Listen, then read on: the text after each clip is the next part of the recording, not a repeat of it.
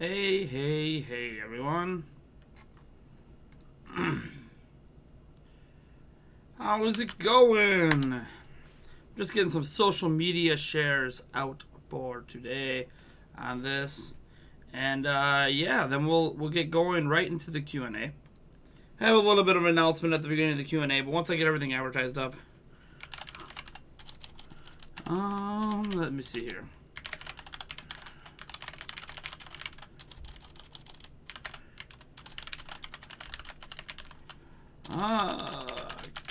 Q&A.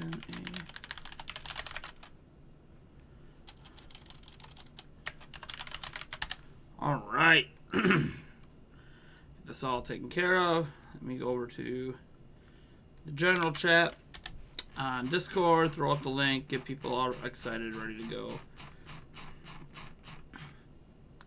All right. So, hey, folks. How is it going? That guy from the corner store that likes Cheetos and Justin Caldero. Before we get into today's Q&A questions, obviously first dealing with our questions over on Patreon, and then obviously taking your questions from the chat. Be sure to @Nintendo Prime me in the chat or ping my name in some way in the chat to make your questions stand out so I don't miss it. I have missed questions in the past. But what I want to announce here at the very beginning is that this might indeed be our last traditional Q&A night. What does that mean? It means that tonight might be the last time you guys get to go one-on-one with me in a planned weekly Q&A environment. Feels weird even saying that, right? Like, we've been doing these Q&As, these back and forths, pretty much all year this year, and I highly enjoy them. This is actually one of my favorite live streams of the year, of the week, of the whatever. Like, I really enjoy these conversations that you guys and I have back and forth between your questions and me. But that's going to be changing, and changing rather quickly. And the reason is because I want to start providing to you guys an even better product. So the Q&A itself isn't necessarily going away. The Q&A with the scheduled night where you guys go one-on-one with me kind of is. That doesn't mean we won't have random, like come ask me anything kind of streams. You guys know my random streams. I sometimes throw them up during the day or on a weekend or whatever. Those streams might happen, but this is obviously a planned stream we do every week, right? Q&A. So what's happening is the reason that we are not probably going to have another one or maybe one more, but I'm planning for this to be the final one. In fact, yeah, this is probably going to be the final one. Is because we're launching a new feature next week. We're still going to be streaming on Fridays. I will still do shots for your guys' super chats and all that stuff during the stream. There won't be a shot chart because I won't have the ability to add a shot chart. So I'm just going to choose whatever alcohol I feel like doing. But what's happening is Friday nights moving forward, hopefully starting next Friday, we are going to have a second podcast. And that second podcast is going to be live. And it's going to be using Google Hangouts. So because we use Google Hangouts, that obviously changes up the format of it. And that also means there's obviously going to be some other people involved. Now, I don't have the full weekly guest list locked down for it. But it's going to have, at least I can tell you right now, that HMK is going to be part of it, and 5J Gaming is going to be part of it. I am looking to add 2 or 3 other YouTuber personalities up in there and make it happen. But this podcast, I don't have a final name. Again, things are going to be finalizing pretty quick here over the next 5 to 6 days. But once the details are finalized, I'll obviously announce it to you guys. But the podcast itself is going to be news-based. So instead of us throwing up, like today we had a Prime News. So instead of us doing like a Prime News on a Friday, I'm going to have other videos come out. Discussion pieces, opinion stuff, original content, all that great stuff coming out on Fridays. And then we're going to cap the day with a I'm looking at it to be in a 2-hour to 2.5-hour time slot where we sit down with other YouTubers and talk about the biggest Nintendo news from that week and have a discussion and include you guys and you guys' commentary in that discussion. And then for after the first hour to an hour and a half of that podcast, the last 30 to 45 minutes is going to be dedicated to a Q&A. And you guys are very much going to be involved in that. So instead of the Q&A being just with me, the Q&A is going to spread and be, well, with a lot of different people. So, yeah, that's kind of the big news, the big announcement that this might be the last time we have a scheduled night where you guys come one-on-one with me. Now, as for the people on Patreon, we are still going to take your Q&A questions kind of first. So even though we're going to be taking questions from the chat, we're gonna answer as a panel the questions from Patreon first. And there's actually going to be a post going up on Patreon and then eventually in the community section when we're ready to announce this new show that's coming next week, hopefully next week, and all the people that are going to be on it and what the format's going to be like and blah, blah, blah, and how it differentiates itself from our currently existing Nintendo Prime podcast. It's also going to have announcements for what is going to change about the Nintendo Prime podcast as it stands today. There's going to be some slight alterations to the Nintendo Prime podcast. Nothing major. Obviously, just less of a news focus, if that makes any sense, right? Like, there's still going to be a news focus for it at, like, E3, and there's still something to be said about a pre-recorded podcast that has a lot of planning going into it versus, hey, this is like a weekly news recap podcast with a Q&A session. And featuring a bunch of random YouTubers, not really random, friends of mine, versus, a pre-recorded thing. So there's going to be some differences, but yeah, that's kind of the way it is. We'll see how things go. I'm going to actually change the name of the stream.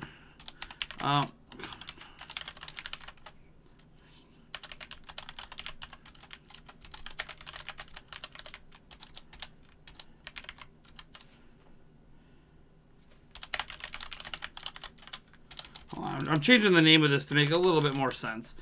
So yeah, today is the last, or potentially the last traditional Q&A, because we have that new show happening, and I'm really hoping you guys look forward to it. I'm sure I'm gonna have to re-explain the show over and over again as more and more people show up. We kind of have very few people watching right now, but as the Q&As go, people are going to pop in, like GU King of Heart, who just came out of nowhere.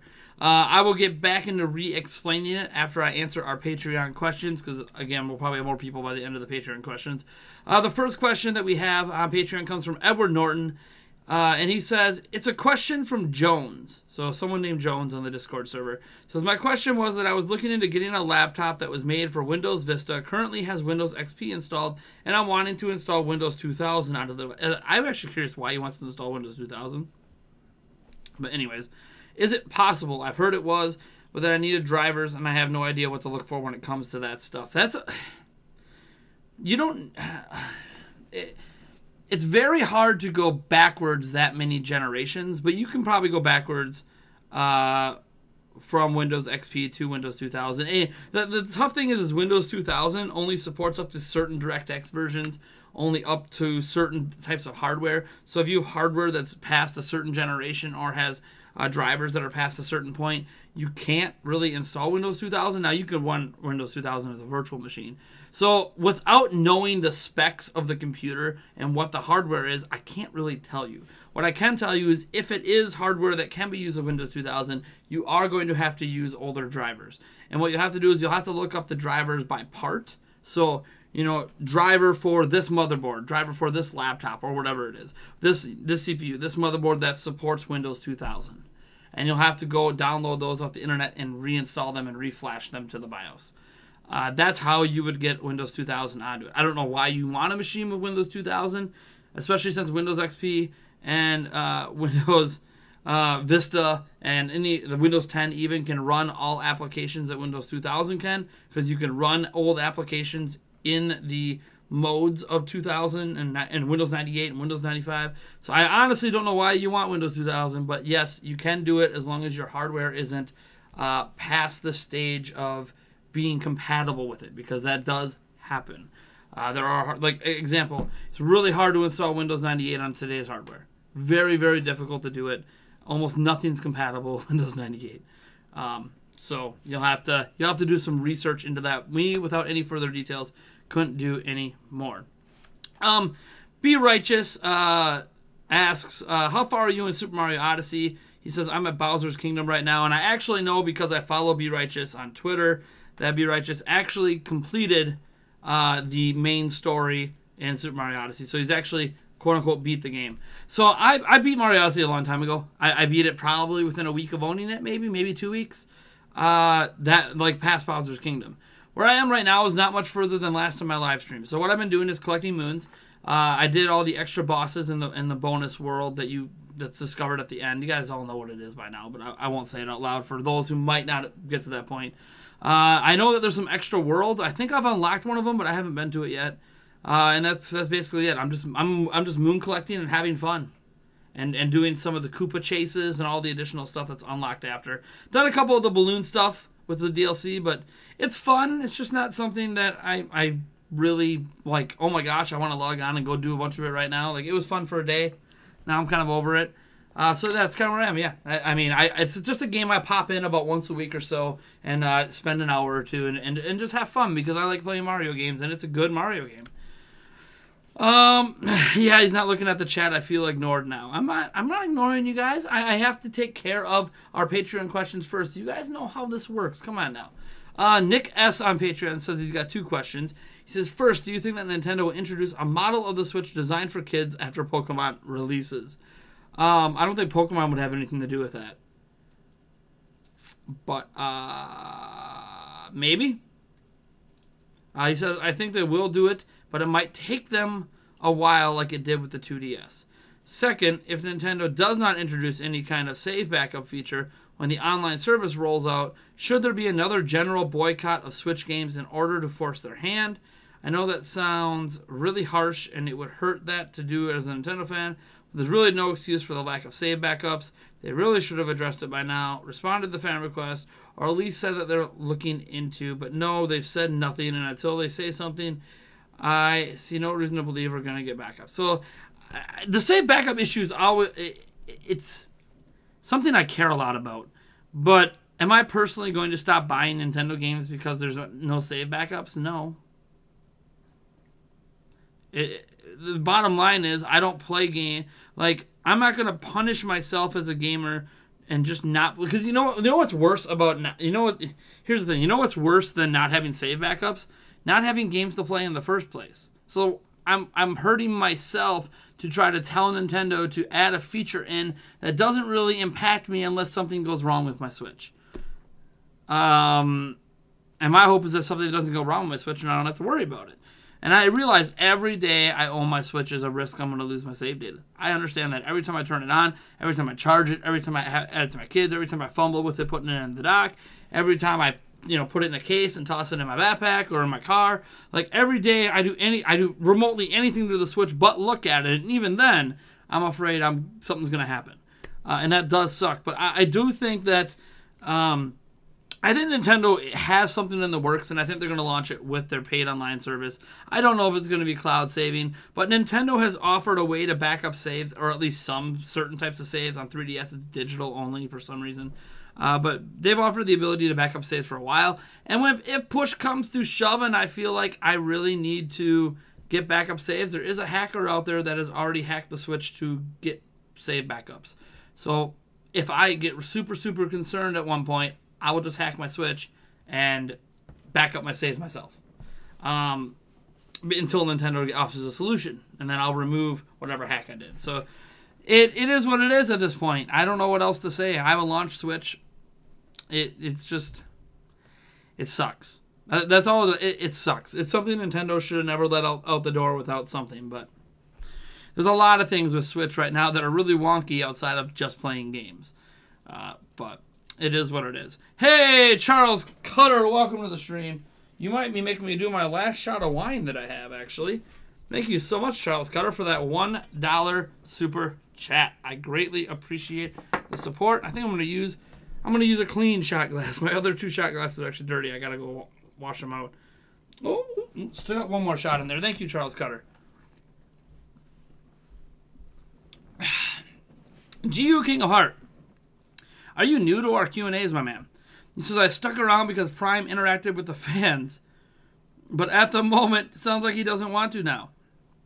My man, my boy, GU King of Heart. It feels weird to hear you say that. It's like you've never been to one of our Q&As, which I know you have.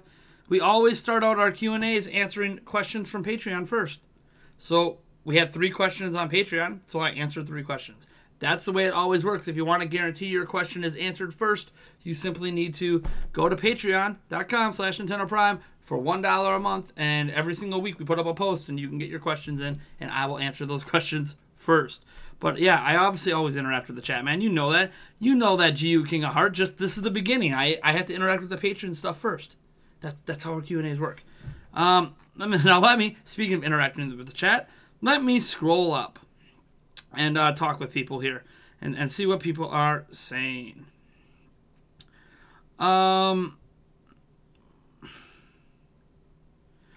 GU King of Heart, why should we look forward as we're going to be ignored in the future? I don't understand what you're saying. I'm not ignoring any guys. There's no ignoring going on here. It's really weird reading that from you. You consistently think I'm ignoring the chat. That's really strange to think that, especially on the one night where I am absolutely interacting with the chat. It's Q&A night. Most, like 99% of our questions come from the chat. Let me see. There we go. Mako85. What's replacing the traditional Q&A? So I actually talked about this briefly at the beginning. We only had like 2 or 3 viewers at the time. So I'll go over it one more time. Our traditional Q&A is going to be replaced by a second podcast that I am hoping is launching next week. Hence why I'm calling this our last traditional Q&A. And what I mean by that, what a traditional Q&A is, obviously me going one-on-one with you guys. That doesn't mean we won't ever have a one-on-one session, but that there won't be any planned ones. Like, it'll be a random, oh, it's the middle of the day, and I just feel like having a talk, so let's do a little Q&A. It also means I'll probably get a lot more questions in my other streams, which is fine. What's going to happen, our second podcast that is launching next week, hopefully. I haven't everything fully finalized yet.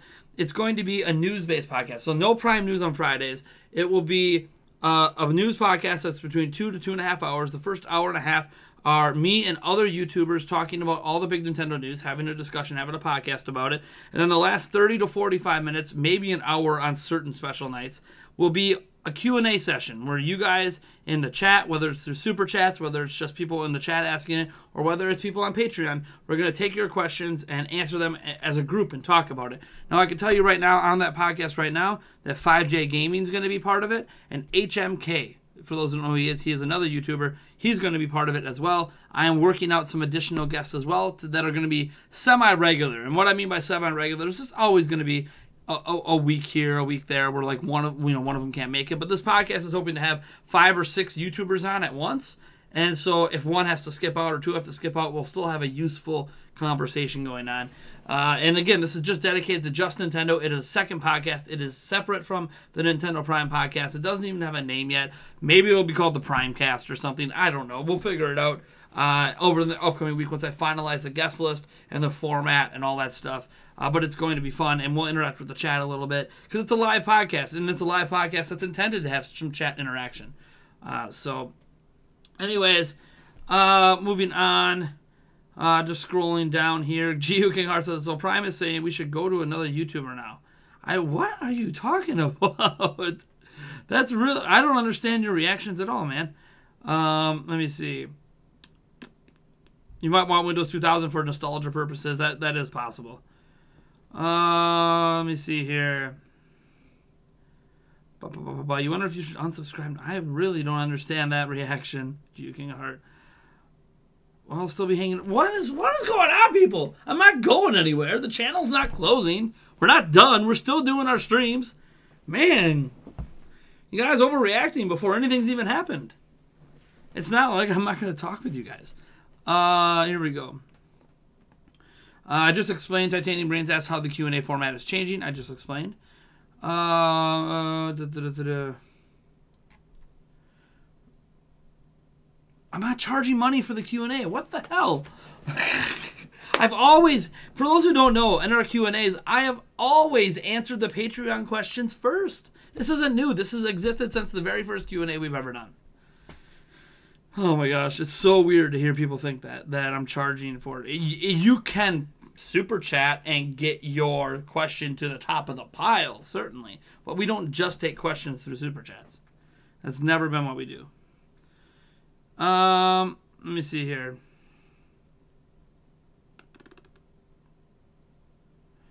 Scrolling down here. Just remember, if you guys want to ask me a question in the chat, be sure to try to type my name out in there, or at Nintendo Prime, or I think if you just type Nintendo Prime, it'll highlight it for me. That way I don't miss your questions. You never heard me read from Patreon until now, Hardcore Alex. Probably because you weren't at the stream right away. And if I had not done an explanation of what's happening first and went straight to the Patreon questions, you might not even heard me read them off this time either. A lot of people don't hear me read them because I read them off right away at the beginning of the stream. What's my favorite Mario, says the Derpymon channel. I think I've answered this before. I don't know if I've done it in a Q&A, but I've done it in a podcast episode. I will say my favorite Mario is probably Super Mario World. It's really close with Super Mario Galaxy 2. But I'm going to give the nod to World for now. Elizabeth Bollinger, welcome to the live stream. Always nice to see you here. You've actually been one of our regulars for quite some time, so I always like seeing our regular show back up. He said, question, you barely have guests for the podcast, and people you say are going to be a part of it always seem to flake out. I'm lost in how this new format will work.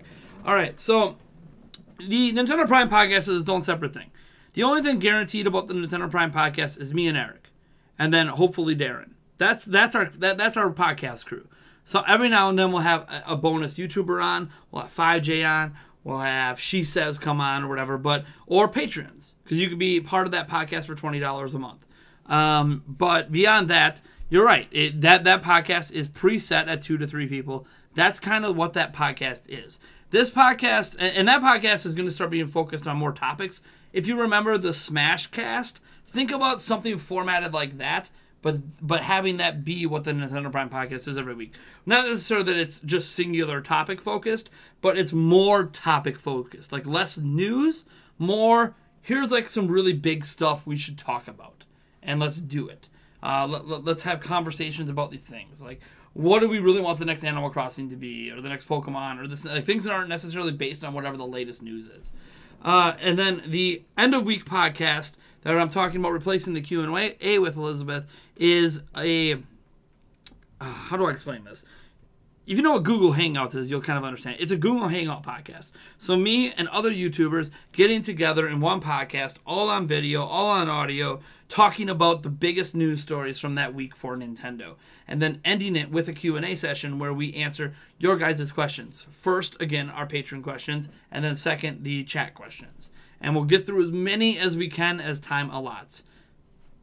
So we're still going to have a Q&A. It just won't be one-on-one with me. It'll include HMK. It'll include 5J. Those are the two people that I know for sure are going to be part of it. But I'm looking to have 5 to 6 total people on that podcast at all times.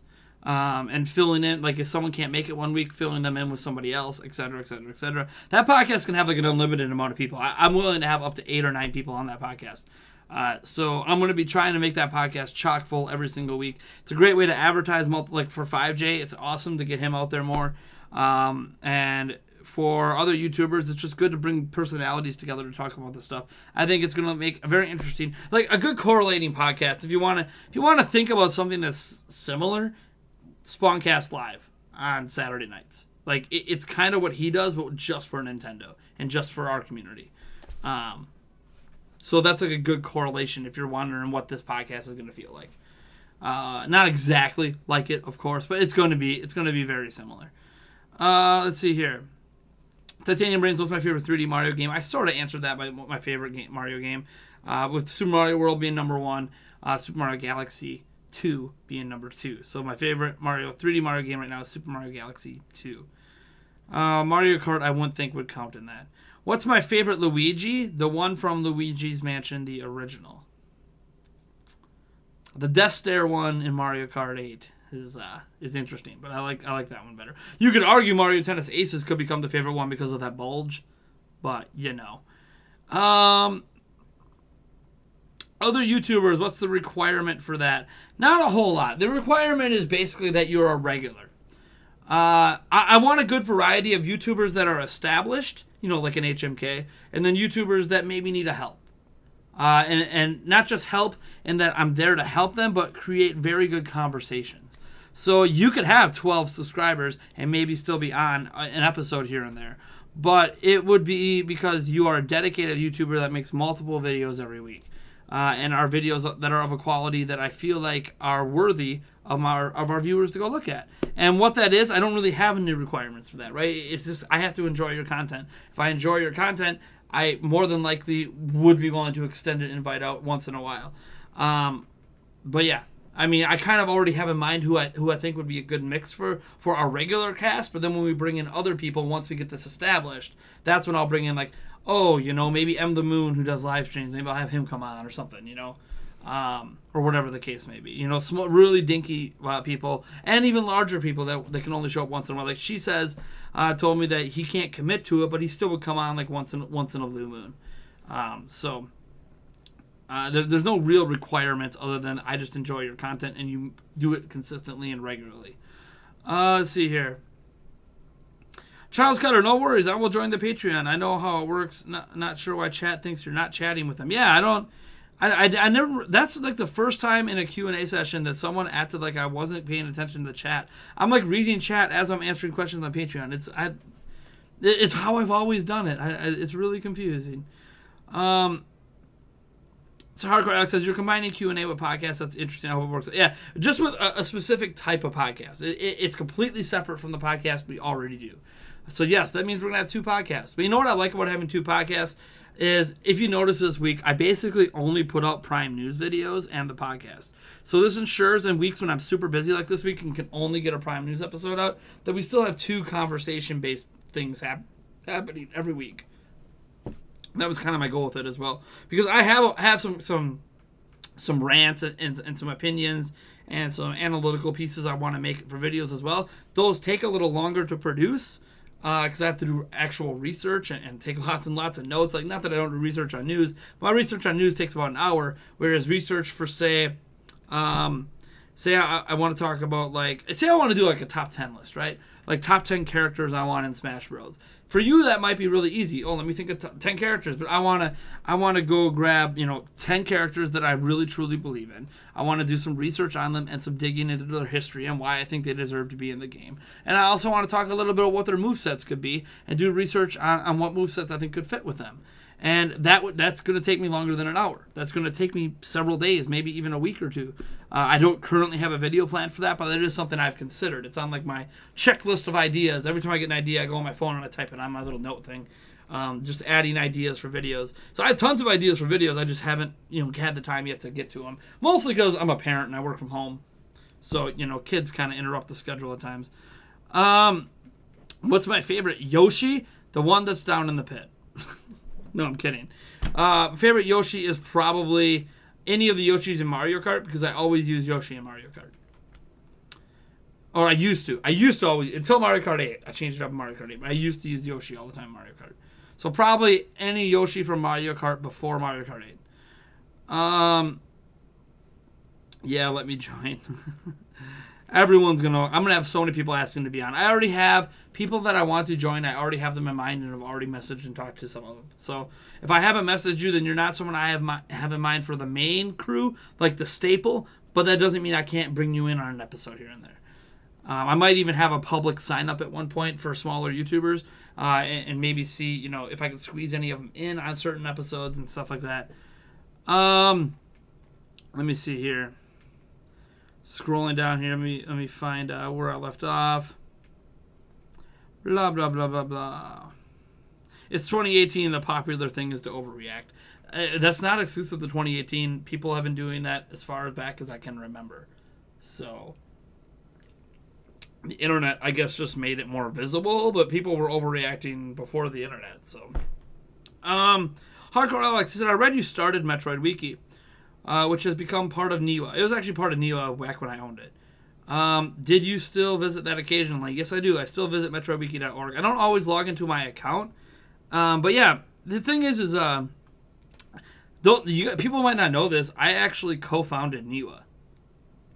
I was there at the beginning, helping direct the formation of NIWA.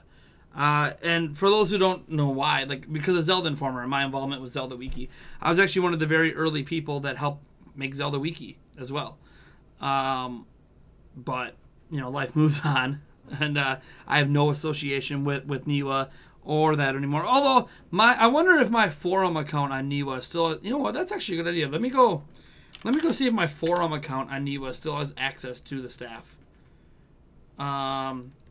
Oh, geez, probably the best way to access it is just going to like Zelda Wiki and clicking on it. Actually, I don't even know. I actually don't think Zelda Wiki is part of NIWA anymore because it's no longer independent because it was sold to Gamepedia.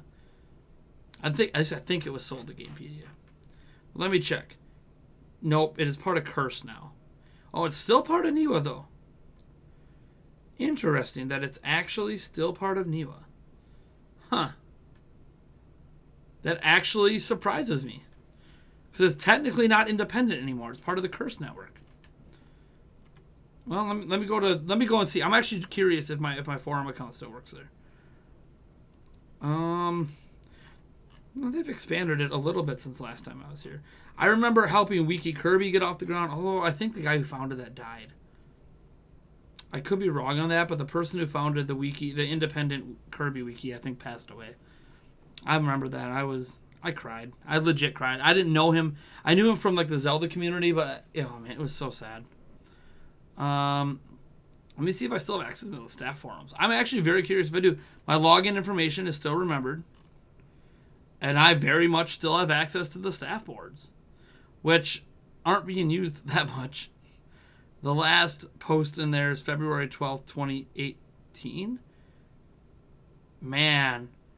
So, I think the entire point of NIWA might have fell apart. Let me look at the last post. Last post was in the inclusion criteria. Man, I mean, there's still. I think the forum's still active. No, the forum's like dead. There's a little bit in the NIWA discussion forum. Otherwise, like the forum's dead.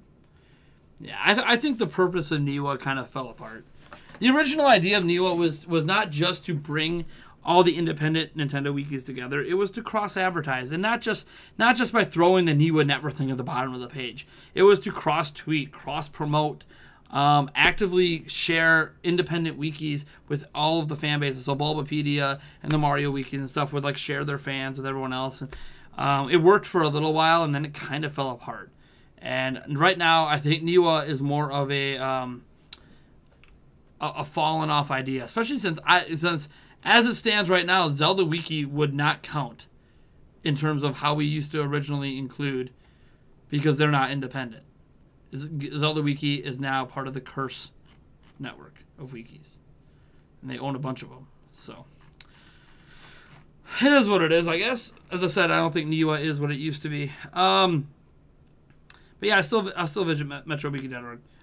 I'm still in contact with, like, there's a Skype group for it. Yes, Skype group for MetroWiki I'm still part of. There's not a lot that happens. MetroWiki's kind of slowed down a lot. It used to be, MetroWiki.org here, used to be, I don't even have a bookmark anymore. That's sad. I mean, last update was September 15th. Oh, that was just the last news update. Okay. That makes sense, because that's when Metroid Returns came out. When's the last edit on here? I'm actually very curious. I don't look at the edits very often to see how active the community is. There hasn't been any recent edits. That's sad. I actually still have access to all the statistics and everything for Metroid Wiki as well. I love this place, man. The place was last edited. Oh, the homepage was last edited. No, it wasn't. Because there's a news update. Oh, the news update's in a different thing. That's right. Kind of sad that Metro Wiki is not bigger than it is, but again, the mission of NIWA kind of fell to the side. So, last traditional Q&A, new sponsor paywall. No, I'm not introducing paywalls. That's not what's happening. There is a podcast. There is a live podcast replacing this that's going to have a Q&A in it. So when I say last traditional Q&A, it means the last time that we're going to have a planned Q&A session where you guys go one-on-one with me. It doesn't mean we won't ever have a Q&A session where you go one-on-one with me, but there won't be any planned ones. The Q&A is still going to happen. It's just going to be part of the podcast, the new podcast coming. Is that a new table? This is not new, actually. This table is our podcast table. This actually, okay, the table that my desk is on now is actually my desk. This is what we used to use for the podcast table. I kind of miss it a little bit. It's a little cramped on this one. This table was actually what my computer used to sit on. Not my computer desk. I had like a really cheap $40 Walmart fold-up table, and then this table sat next to it because I was not setting my, $1,800 computer on a damn Walmart table. So I put it on this table, which used to be the dining table in my old apartment. And it's got like fold up sides and stuff. That's why you see like a crease here. And we painted it matte black when we decided to use it for the podcast. This right here is actually the tablecloth we used to use. I still use it to like have my bottles right here set on it stuff because I don't want to scratch it up after we just painted it, even though we have tons of extra matte black paint. But yeah, this is where we record the podcast or like Prime News. In fact, my microphone is still set up there from Prime News earlier. And all that stuff. So, let's see here. Elizabeth, yeah. I really hope you guys are looking forward to that podcast. I think it's going to shock a lot of people when they first come in because they'll be like, "What the hell is this?" And then they're going to be like, "Wait, is this a podcast?" I think it's something that's going to build up over time, right? I think we can get a lot of viewers on that podcast, on a live podcast. I mean, we actually test ran our podcast live last night. And we were getting regularly up into the 30s on an unplanned live podcast that has no interaction with the chat. So I think it's going to blow up huge on Fridays when we get all those YouTube personalities together and just talk about the news. It's going to be good stuff. Put M the Moon. Yeah, he's not going to be a regular, but I definitely think that there's going to be a podcast or two where I sneak M the Moon in and get him some extra promotion. He's a good guy. I just need him to tone down a little bit on the I love you Nintendo Prime stuff. Love the man, love you M the Moon, but I know that I'm an inspiration for you, and I'll gladly help you out a little bit here and there, but when you appear on a live stream on my channel, there's got to be a level of professionalism, I guess, in terms of not fanboying out a little bit. That happens. I understand. Like if I was on a podcast with Reggie Fils-Aimé, it would be pretty hard for me to maintain a calm face and not act like I am just geeking out. But I hope I can do it. I hope I can be on a podcast with Reggie. Let's just be honest. Hey, Nintendo, knock. Put me on the Nintendo Power podcast when you have Reggie Fils-Aimé on. Thanks. Scrolling down here. Last traditional live stream. No. Last traditional Q&A stream. Our traditional live streams are what you see on Monday, Wednesday, or like a random stream. This is we have a Q&A live stream every Saturday. It's being replaced by a Google Hangout podcast with other YouTubers that has a Q&A session part of it. So when I say last traditional Q&A, it means the last time you guys will be one-on-one with me on a planned Q&A night. Doesn't mean I won't obviously have like a random stream pop up when I have time. But yeah, I hope that makes sense. Hey, Adam, David, good evening. I have a feeling I'm going to have to re-explain this a zillion times as people pop in. When Smash Bros. Release, Nate says Yasuko GGM this year. I don't know when. Sometime this year. What happens if the new format doesn't work out? It's going to work out. I mean, I've got to give the new format like probably a good 10 episodes in a row before I really know if it's working or not. But I have a feeling it's going to work. Have you seen Spuncast Live on Saturdays? For anyone who's never checked that out, it's really, really good. And I want something like that for our community. And I want something like that for like the exclusive Nintendo community. Very fan-oriented, very good conversations, very good people on there. I want something like that. Obviously, I'm not going to... I haven't messaged Player Essence or Dreamcast Guy or any people we've had on our podcast before that are part of Spuncast Live because I don't want to... I guess I don't want to make it feel like I'm taking people that they use, right? I want to bring in some new faces that are Nintendo-only kind of YouTubers, or mostly Nintendo-only. I know HMK does Kingdom Hearts as well, but he talks mostly about Nintendo. Let's see here. Did I just compare myself to Reggie? No, I did not compare myself to Reggie. Come on. Come on, Derpy. I didn't compare myself to Reggie. Get out of here with that. Reggie, I was saying that I was comparing myself to anyone who might fanboy out. Like, I would, like, if I was on a podcast with Reggie, I might, like, freak out a little bit. I don't want to freak out. Well, I gotta make sure my baby monitor is plugged in. Will people be able to pay to call in and ask a question on the podcast? No, we do not take call-ins. Nope. This is over Google Hangouts. We're not adding random people to Google Hangouts because that involves giving you contact information for all of the people in Google Hangouts. So, no. They cannot call in and ask. They can pay to have... It's just going to be chat questions. So, it'll be... You can pay... Like, you don't have to pay to get your questions answered, by the way. But you can... as an example, if you want your question answered for sure, like not to be skipped over, because it's a limited time slot, so we're going to run out of time and not be able to answer every question. If you want to ensure your question gets paid, that's where you do like a super chat or a donation, and that's going to highlight your question for me and put it at the top of the pile, and that's the question we'll get to next, etc., etc., etc. Yeah, Smallcast is pretty good, but yeah, no, people can't. You don't have to pay. We're still going to answer questions from the chat. We're still going to answer questions from Patreon first, because that's just how it goes. Derpy Mod says he'll be right back. I'm getting really warm. Oh, yeah, and I wanted to see, did the Brewers come all the way back? Knowing my luck, they did not. Well, it's 5-6. Wait, is it the end of it? No, we have a guy on first. Cool. Sorry, I'm watching the Brewers play the Mets. The Mets are 10-1, so the fact that we're even within 1-1 right now is awesome. I do have a Discord. The day you pick me for a podcast, I'll fanboy out on the inside, but be a pro on the outside like I do at work. Yeah. Yeah, it's one of those things that, like, you know, you could be yourself. It's just, you know, be proud, be happy, be glad that you get the advertising stuff, you know, recognition and everything, but we're there to have a conversation. We're there to have a conversation with each other and then with the fans.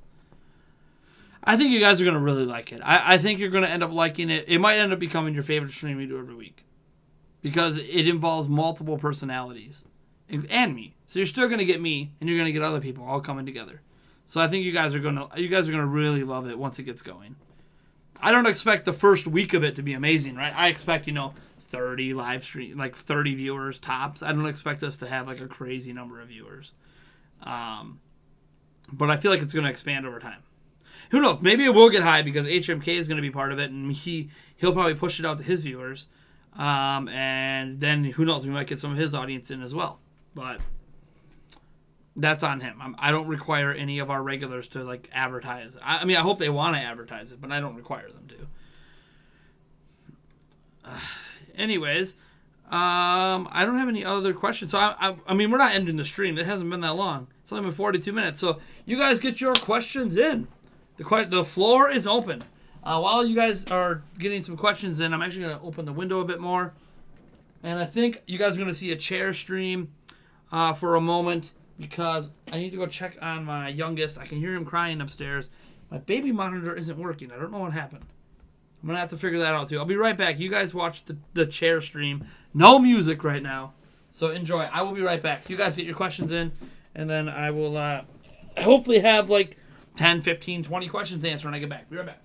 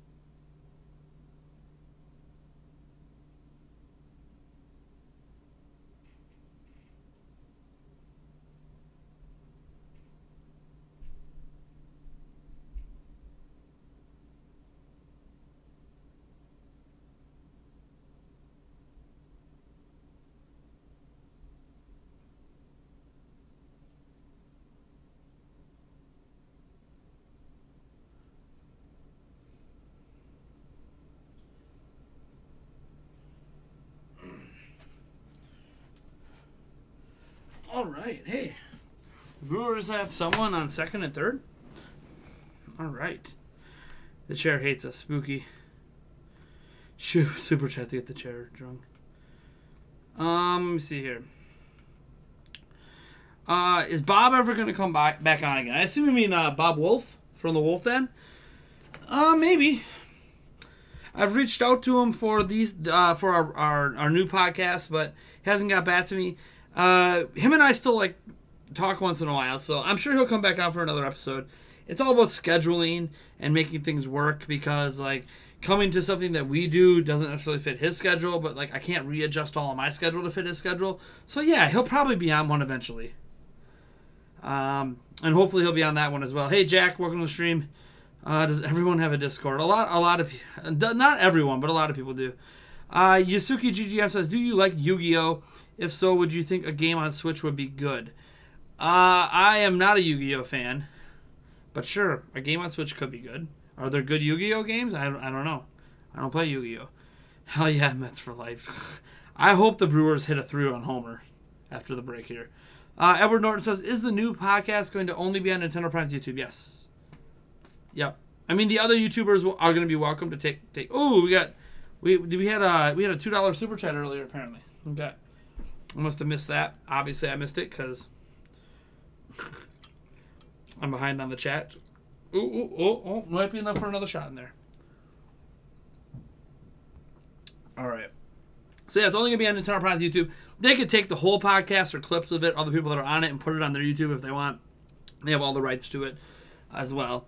But yeah, it's only going to be live streaming on my channel. As far as I'm aware. I don't know if they allow dual channel live streams with Google Hangouts. I don't think they do. It's going to be a Nintendo Prime thing. So,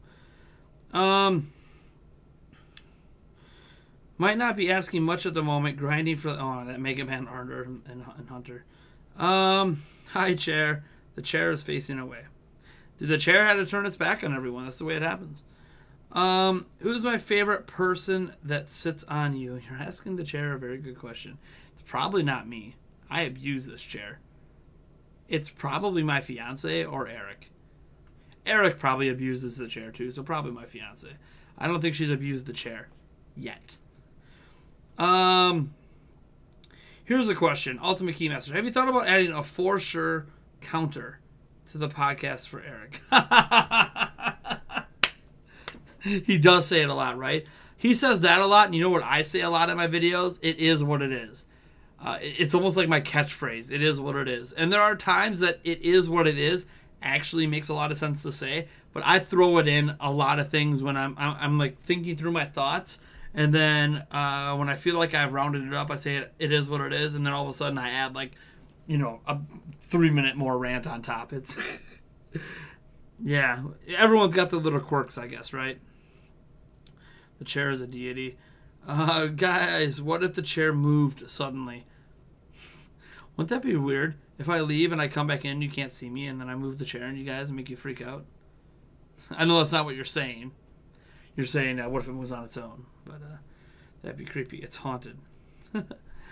I'm glad you guys love the chair so much. Let's see here. Need more third-party AAA games for Switch. It feels dead right now. But there isn't a lot of third-party AAA games coming out right now either. This is like a bad time of the year for those kind of games. So, I don't know if it would make that big a difference right this second. The only thing I feel like it would make a huge difference is just knowing that they're coming, right? Like knowing that we're going to get those games. That obviously helps, because then you, even though it might feel dead, you know, oh hey, look, there's all these games coming I want.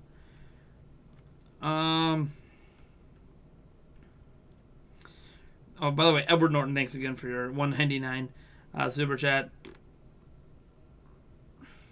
I think it will do great. You provide great content, Nate. Oh, are you talking about the new podcast? Yeah, I think the new podcast, the second one's going to do awesome. I feel like it's going to be. It's also going to help focus the Nintendo Prime podcast. So the Nintendo Prime podcast just had episode 60 recorded last night, and 60 episodes in, and it still feels like every week is a scramble with it, right? Like we have Are we going to do new stuff? Are we going to do preset topics? Who are we going to have guests? Are we going to have no guests? If we're not going to have any guests, then what do we want to talk about? Like, it feels like this constant struggle with almost an identity crisis, because it's our one talk show that we have per week. So it just felt like we needed something else to help balance it out. So now that we have a show focused on the news, that way we could take that show and focus it on larger topics. And sometimes some of those topics might be news related, but it'll be news that maybe is older and people are wondering about, like, whatever happened to the Wii Vitality sensor, right? Like, that's not something we're going to talk about on the new podcast, but that could come up on the Nintendo Prime podcast. So it's going to help focus that podcast as well and make that even easier to plan for. And obviously, if we decide, hey, we want to have a podcast dedicated to Mario Kart or something, we'll know who to grab to special guest on that episode to talk about Mario Kart. It's going to help provide balance. That's what we need. We need balance. Because one thing I care, like, I spend a lot of time reporting news, but the conversations around the news are what excite me the most. Let me see. The cry for more AAA games on Switch will probably be answered at E3, says Zelda 42513. Yeah, I think so. I think we're going to see a lot of AAA announcements at E3. At least I hope. If we don't, then I don't know what to think anymore. Hey, Koopa Poopa Troopa, welcome to the stream. Ryan Lista, welcome to the stream. Sorry, I don't know how to help with that yet. I didn't ask for your help. Oh man, gotta love these smart devices out there. Edward Norton says, at Nintendo Prime, what do you think of EA bringing back cosmetics for Battlefront 2? Is cosmetics considered pay to win? No. Cosmetics are never pay to win. They don't offer you any competitive advantage. They're just things that make you look cool. And people like looking cool, so they spend money on cosmetics. I have zero issues with the cosmetic microtransactions. Now, this is actually, he's asking this question because it's a larger conversation we were having on Discord earlier. It feels weird saying that because there's a time I would have said boo, no. But now I feel like if all we get is cosmetic microtransactions, that's a win because it doesn't affect gameplay. But yeah, that's just the world we live in. I think if that's what if every developer only does cosmetic microtransactions, then I really don't give a crap about microtransactions. Like, it doesn't bother me. But it is what it is. You even say that on stream and while recording videos. Dude, I say it all the time. It is what it is. It's such a go-to phrase that doesn't always make sense when I say it. That's what's so weird about it. I don't know why. I guess it is what it is, isn't it? Now I'm subconsciously thinking about it, trying not to say it. Good night. Okay, that guy from the corner store that likes Cheetos. Later, man. Hardcore Alex is going to sign off. Good luck with the pot chast chat. Thanks for talking about Niwa's history. Yeah, no problem, man. Like, I was there at the beginning. I helped form Niwa. I helped form its policies, its mission statements that it doesn't really look like it's following anymore. I was there helping out the Kirby Wiki when it was actually really nice when it started out, but man, just not really. Times change, right? You know, things change. Sometimes ideas don't work out. The Sega Mini Classic that just got announced? What? Riggle Romero. There's a Sega Mini Classic? I mean, I'm all for that if it's good. I don't see any news on that. I mean, Sega teased a huge announcement for tomorrow. Let me, hold on. I'm reading some news here. I don't really see anything that's a big deal. I literally don't see any news on a Sega Mini Classic, so I don't know. You're gonna have to tell me where to find it. You can't put URLs in the chat. But like, if it's a thing, if the Sega Mini Classic's a real thing that Sega's making, I'm all for that as long as it's good emulation. Because right now there is very crappy Sega Classic systems. Like, they all suck. The emulation is terrible. So if Sega wants to make an officially branded, they're in-house doing it kind of thing, I'd be all for that. But again, I'm not seeing any real news on that. So, and again, I only did a really quick Google search, so it's not definitive at all. I'm just not going to spend like the next 30 minutes trying to look up that news. Let's see here. Aiden McFarlane says, Nate, I embarrassed myself in front of my crush. Help. What happened? I can't help you without knowing what happened. No, I literally cannot help you without knowing what happened. So let me know. And maybe I have some relationship advice or some in general advice to help you out. I'm not saying I'm like the best at it, but I've been given relationship advice pretty much every day of my life dating back to high school. Dating back to middle school, really. So it doesn't mean that it works, but... Sega said they are localizing a clone console from Japan just now. A clone console from Japan right now. Well, I don't know what console that is, Houdini. Is that stream happening right now? I know that they have like a huge event happening. Is that happening right now? Spawnwave is streaming it, people said. Spawnwave is streaming the Sega event or whatever. Or did the event already happen? I don't even know what's happening. There's so much stuff going on. I'm going to Spawnwave right now. I don't see... Yeah, he doesn't have a stream up right now. Maybe isn't that event tomorrow? I thought it was tomorrow. I don't know. Oh, they had an event and it just ended. Oh, it looks like the AT Games crap. Dude, if it's just like the AT Games crap emulation box thing, then who gives a crap? Sega, here's the thing. Sega has like a zillion of these like really crappy, like what everyone wants Sega to do is literally do an NES Classic. Develop something in-house that has a good emulator. But they won't. They keep licensing it out to all these crappy companies that do a crappy job at it. There's a reason I don't own any of them, because they suck. They're just terrible. The thing is, I should just go to Brazil and buy a brand. They still make Sega Genesis, and like Sega still makes Sega Genesises and sells them brand new in Brazil. I'll just go buy a brand new Sega Genesis or import it and just go buy the classic library. Not that I even need to do that. I'm pretty sure that at least one game store around me actually sells Sega Genesis, the old school ones that I can go buy. Although I want to play more than just Genesis games, that is what it is. There it is again. See, not even. God, subconsciously, it just happens. I should have to do a shot, like a bonus shot for every time No, I will be dead. I will be dead in like 5 minutes if I do a bonus shot for every time someone catches me saying it. Let's see here. Be Righteous says they just announced it earlier. It's just not showing up yet. Search Sega of Europe on Twitter or Sega of Japan. All right, let me see exactly what that machine looks like. Sega of Europe. I follow Sega, but I don't follow Sega of Europe. So let me. I probably should follow. I know that because I know they have that. Yeah, I'm gonna follow Sega of Europe. I follow Sega the U.S. version. Yeah. See, I follow Bandai Namco US and stuff like that. Anyways, Shenmue 1 and 2 coming to PlayStation 4, Xbox One, PC. Be nice if it came to Switch. I'm just going through the Twitter quick. I'm actually seeing what they have coming. If there's any announcements that were Nintendo specific.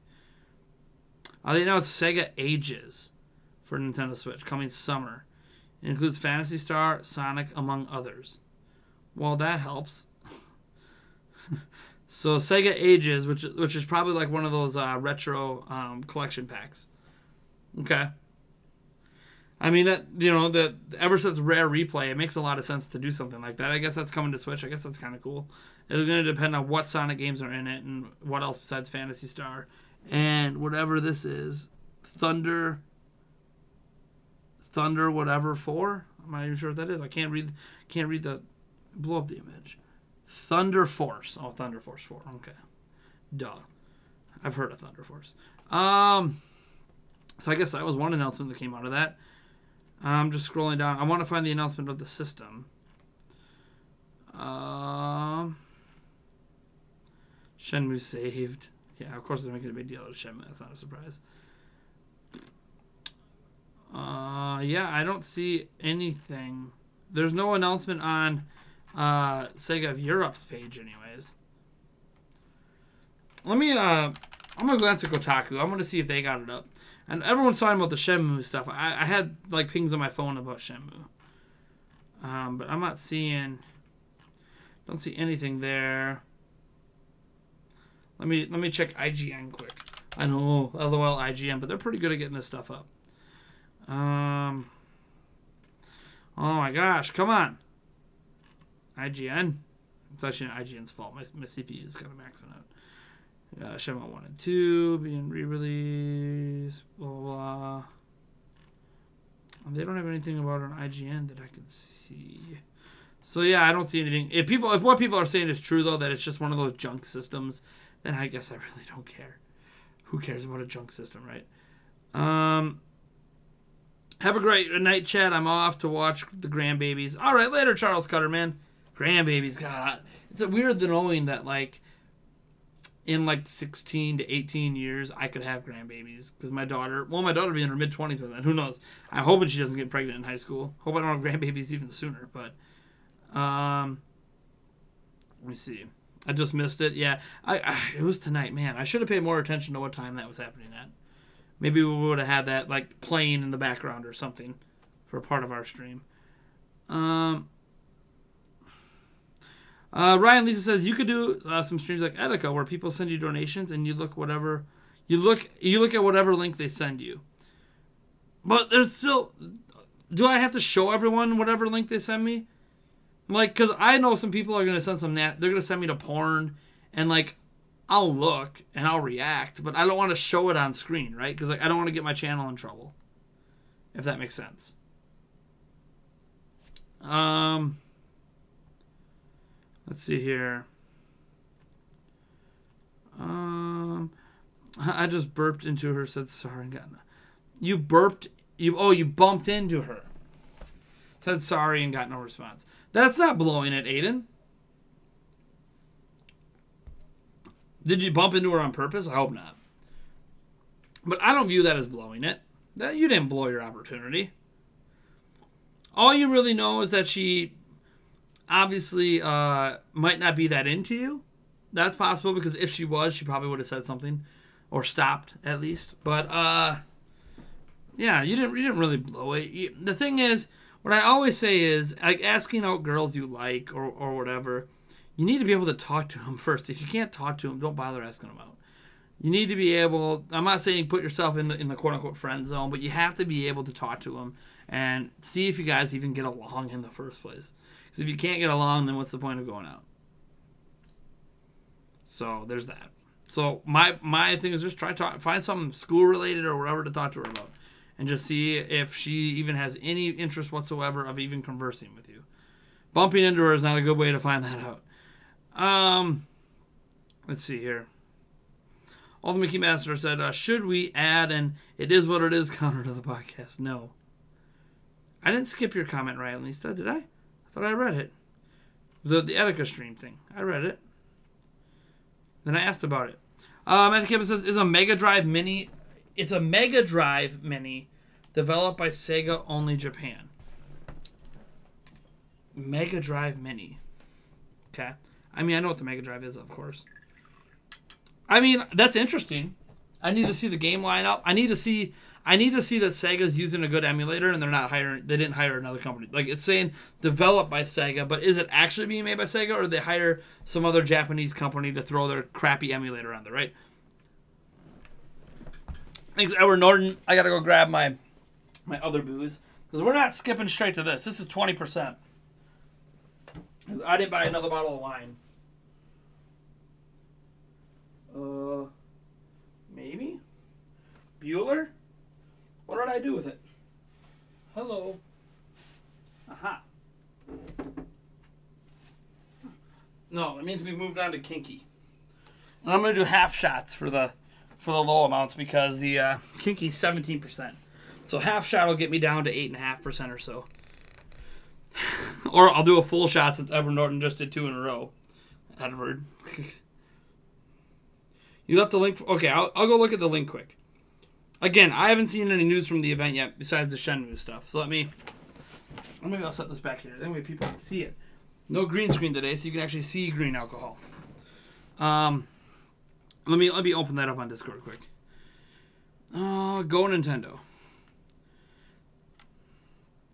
Go Nintendo, of all places, posting about it. Well, I mean, look-wise, it looks okay. I don't know what I expect. Where have I seen this idea? Sega's confirmed that they'll be releasing a Sega Mini sometime this year. Sega didn't reveal what will be included on the hardware, but it's likely along the lines of what we've seen. Does that thing play old Genesis games? I don't know. I mean, probably not. Sure, it's just an aesthetic thing. Well, it's one of those things. It says they didn't reveal what will be included on the hardware, and they probably didn't give us a look at the software. So until we see how it emulates and what's included on it, I don't really have much to say. I have nothing against it existing, you know. And the Brewers just lost. Of course they did. Of course the Brewers lost. Well, I can turn that off. But yeah, I don't really have an issue with it. I actually, for Sega's sake, I hope it's as good as the NES Classic or the Super Nintendo Classic Edition. I hope it's a legit good emulator with save states and a bunch of games people want to play, because a lot of people have been wanting something like that. And while there's a zillion and one of these aftermarket Sega, like plays old Sega games or has Sega ROMs included, they all suck. They're all been terrible. I've not played one good one. Edward Norton with dropping another one. Hold on.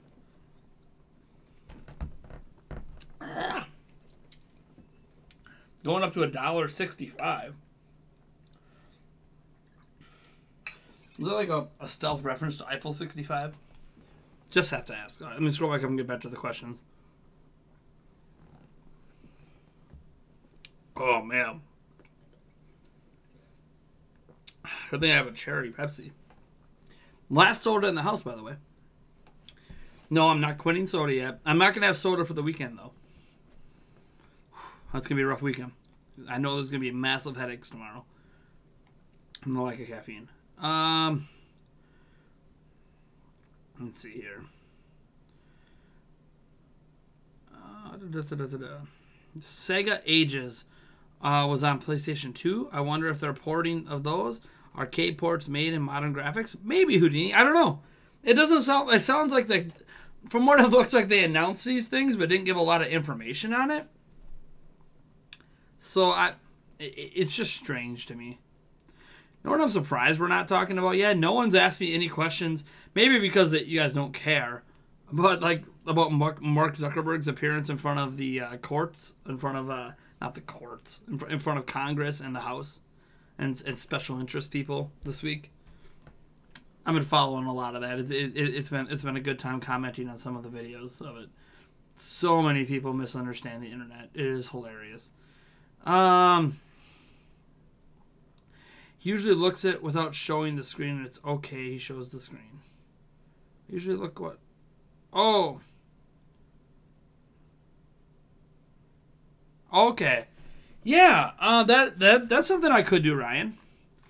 Where I will look at whatever link someone sends me, and if it's okay, I'll show it, and if it's not, you'll just see my live reaction to looking at the link.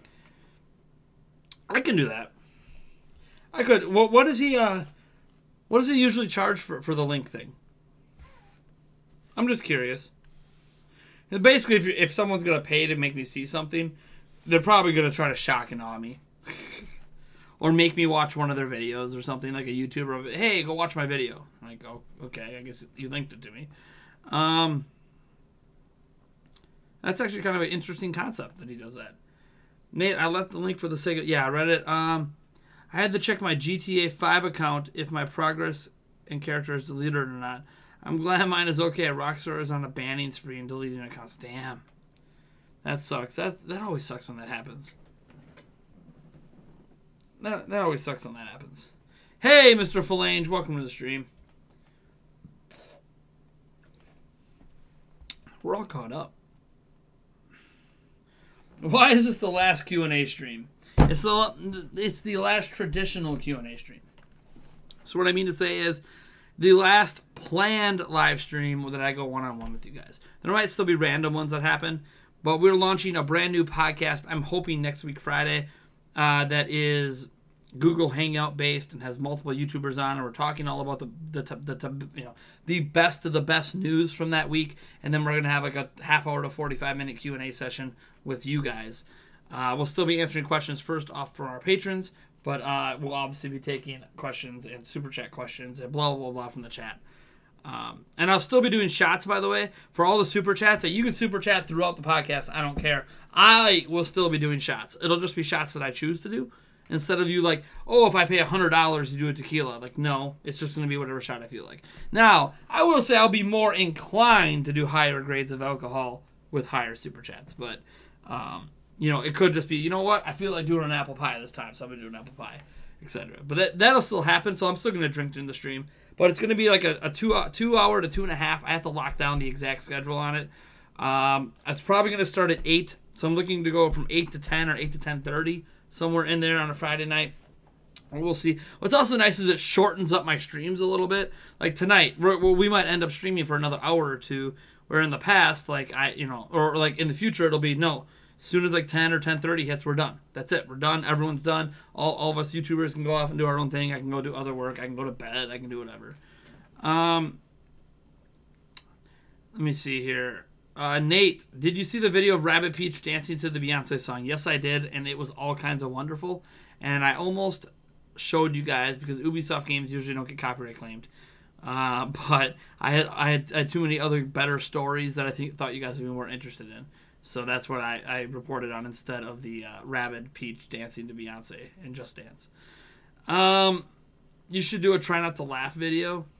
I'm not really into those. Like, I know PewDiePie and a whole bunch of other YouTubers do them. I'm not really not that into them. They're not that entertaining to me. Ryan Lista 20 or 50, but he raises the minimum because there's too many people. Yeah. So I'd probably do like a 5 to 10, right? Like 5 seems to be the sweet spot for like song request. So and then there won't be song requests for the podcast, by the way. But yeah, we could do like a 5 to 10. A 5 to $10 mark to make me look at stuff and see my reaction.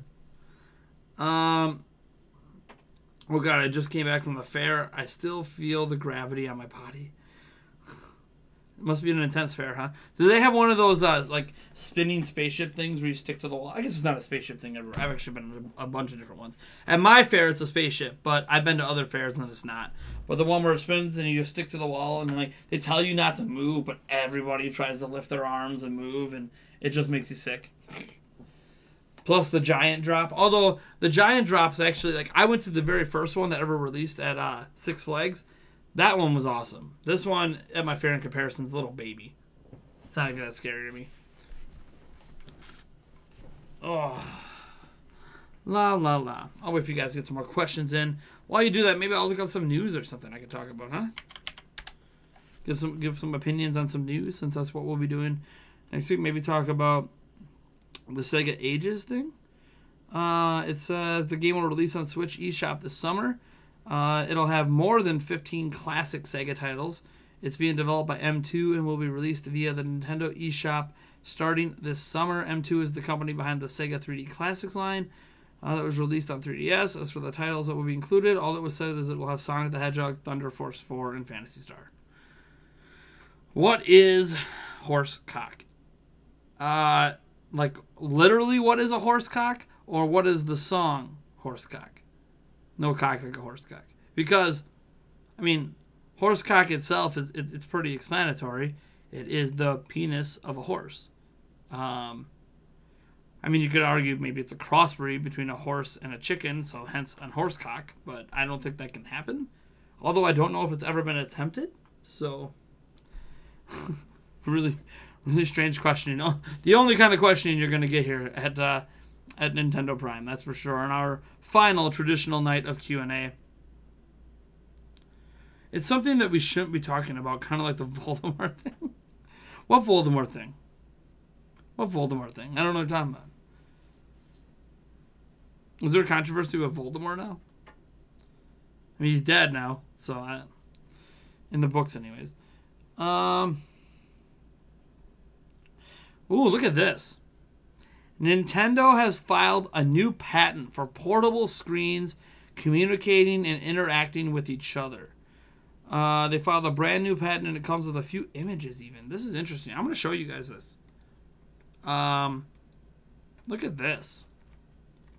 So it says, these processing apertures are located inside standalone screens. By touching two or more of them together, information can be relayed between them in order to produce new game experiences. Example, in the patent application is shown a figure being dragged from one screen to another without the system losing track of it, as well as a ball that seamlessly moves across the connection between the two. The screens don't need to be necessarily making physical contact either, as one of the images shows a gap between the two, with the ball still able to be moved from one to the next. Perhaps more impressive is the ability to bank a ball off of the air so that it approaches the second screen from a different angle. So like there's an actual wall between them. That's interesting. It appears one screen can even be angled upward to provide momentum for an object as it approaches the second screen, such as bowling ball talked about. Yeah, that's kind of what they're showing. The connections aren't limited to just two screens, with one image showing three screens connected to create a three-dimensional image. Look at that. All right, now that's interesting. Is that a way to make multiple switches work together? I don't know if they have the technology inside of them. Maybe that's a kid's product? I did recently, well, I say recently, on the podcast I talked about, our new episode of the podcast releasing on Monday, I talked about an idea I had, and this would actually work really well with the idea I had for if Nintendo was going to make a 3DS successor. Huh. That's interesting. Let me get back to you guys' questions. Matthew Campbell says a great one. What do you think? Why do you think you get compared to Review Tech USA? Is it our deep, sexy, manly voice? Although I don't have that deep of a voice. Probably a few reasons. One, when I started out doing this stuff more regularly beyond the podcast, I was doing voiceover over gameplay. I think anytime you do voiceover over gameplay and you're talking about news and giving some opinions, you get kind of compared to other people that do that. And one of the biggest people that does that in gaming, or used to do that before his format change, was Review Tech USA. Another reason is I'm fat. He's fat. I'm fat. We're both talking about video games. Yeah, like that's basically it. I think now that I do Prime News and my podcast, like I think that differentiates what I am from him. But before, when I was starting out, I understood the comparisons. I don't understand the comparisons now. It's very clearly we're two different people with two different channels. But at the time, the voiceover over gameplay covering news topics was a very comparable thing to what he was doing. But now that we pretty much do news almost exclusively through Prime News, unless it's really, really big. Yeah. And I know I still sometimes do some news with voiceover over gameplay, kind of my quick and dirty videos. And people like those sometimes, but that's probably it. And nothing else I could think of. Yeah, I used to. I haven't got compared much this year, but I used to. But before my format changed, where I'm on camera now, like all the time, and before Prime News, obviously. So yeah, it used to be a thing. Not so much anymore. People don't compare me much anymore.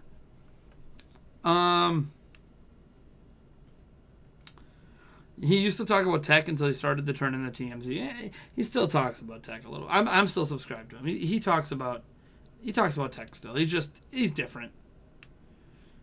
Let me see. You both have strong opinions. We do.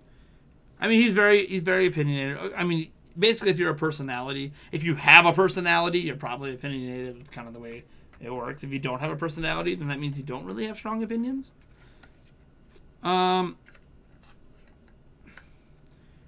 Is my Streamlabs link working? It should be. Rich is 389 pounds. They're not that large. He's bigger than me. And I'm working out. Thank you, Matthew Campos, by the way, for your super chat. I am working out now, too. Now, I'm not dumb. Like, Rich has promised in the past, I think, that, I'm going to work out. Just wait till you see me at the end of the year. Like, I'm not promising I'm going to lose weight, guys. I just telling you I'm trying.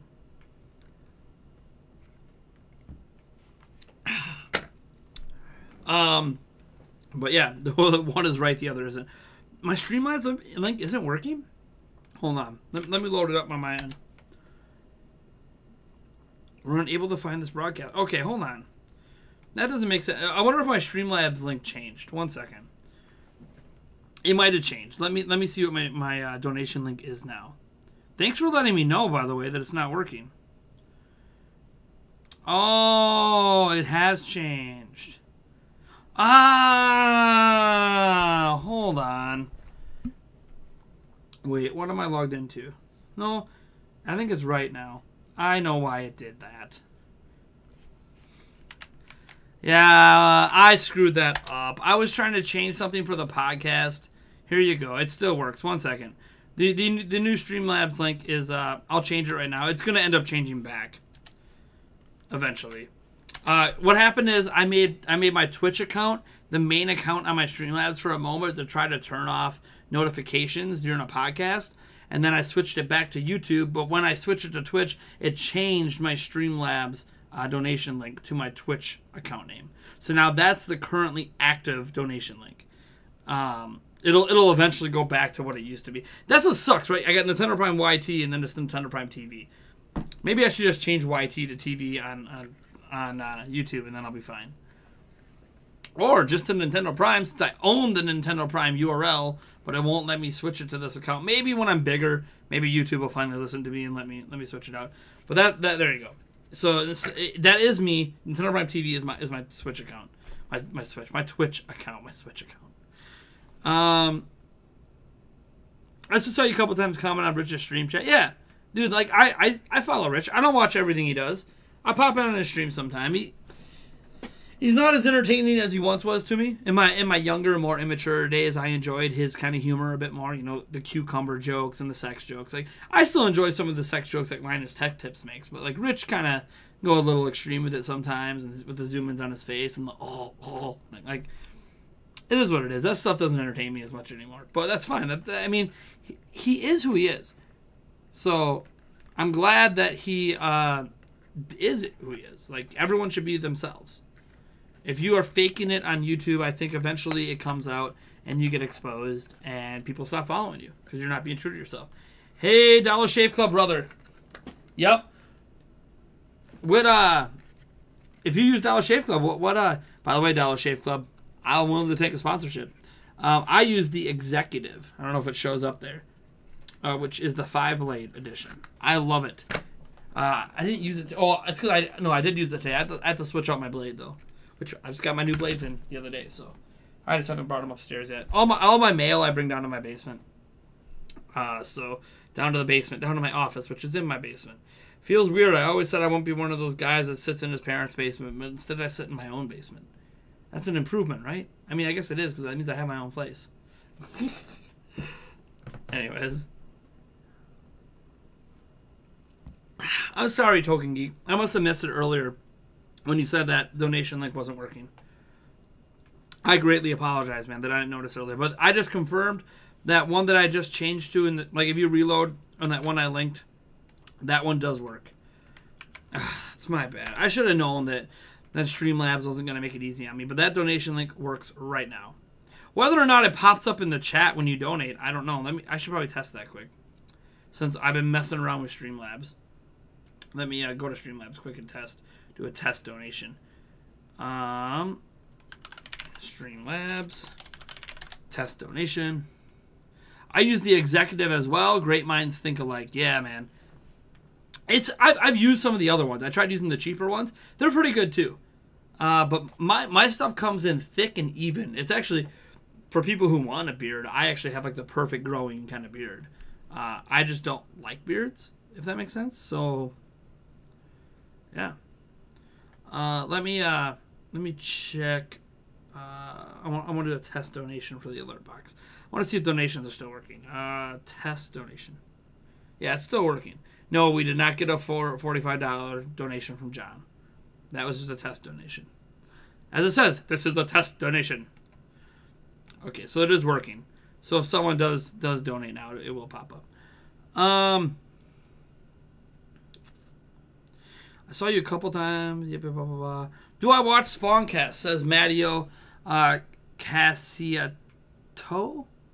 Yes. I don't watch it every Saturday. Here's the deal. I try to take weekends off, quote unquote off. I technically don't have any days off. But I try to do a light workload on weekends, which means I have more time to watch stuff. But if I'm hanging out with my fiance or my children are having a rough night or whatever, I won't get to watch it. In fact, I think I plug my phone back in because it's almost dead. So I do catch it here and there. The last 2 Saturdays, I was actually streaming while it was going on. So I obviously wasn't watching it because I was streaming. But yeah, I catch it probably once or twice a month. I just don't have the time to watch it as much as I used to. I used to try to catch it like after the fact when it gets uploaded later, but I enjoy it. I think it's a very, very good podcast. I like the people that are on it, right? Like I like Spawnwave. I've never talked to Spawnwave, but I like him. I like what he does. I've talked to Dreamcast Guy. Thank you, Edward Norton. Dreamcast Guy is great. Love that guy so much. I love his content. I've talked to obviously Player Essence. I think he's great as well. So yeah, I do a lot of back and forth and stuff like that. With some of those people, I don't know. Like I've never talked to RGT85. Haven't talked to him. Maybe I'll get him to come on one of our like a normal Nintendo Prime podcast sometimes. So yeah, I watched Spawncast Live and everything. Get back to some news here. That's an interesting patent. I don't know if Nintendo's ever going to do anything with it. Nintendo patents a lot of stuff. Nintendo Minute hit their 250th episode. That's awesome. Let's see here. I'm just seeing if there's any other news I didn't report today. I mean, there is. There's always news I didn't report today. Maybe I'll load up... Actually, you know what? I'll show a little love for Nintendo Life. I like Nintendo Life a lot. Nate, do I watch Vinesauce? No, I don't. I know who Vinesauce is. I don't actually know them, but I know of the channel. In fact, let me load up Vinesauce. I'm trying to figure out what the last thing is I've watched of Vinesauce. I am not subscribed, I don't think. I could be wrong.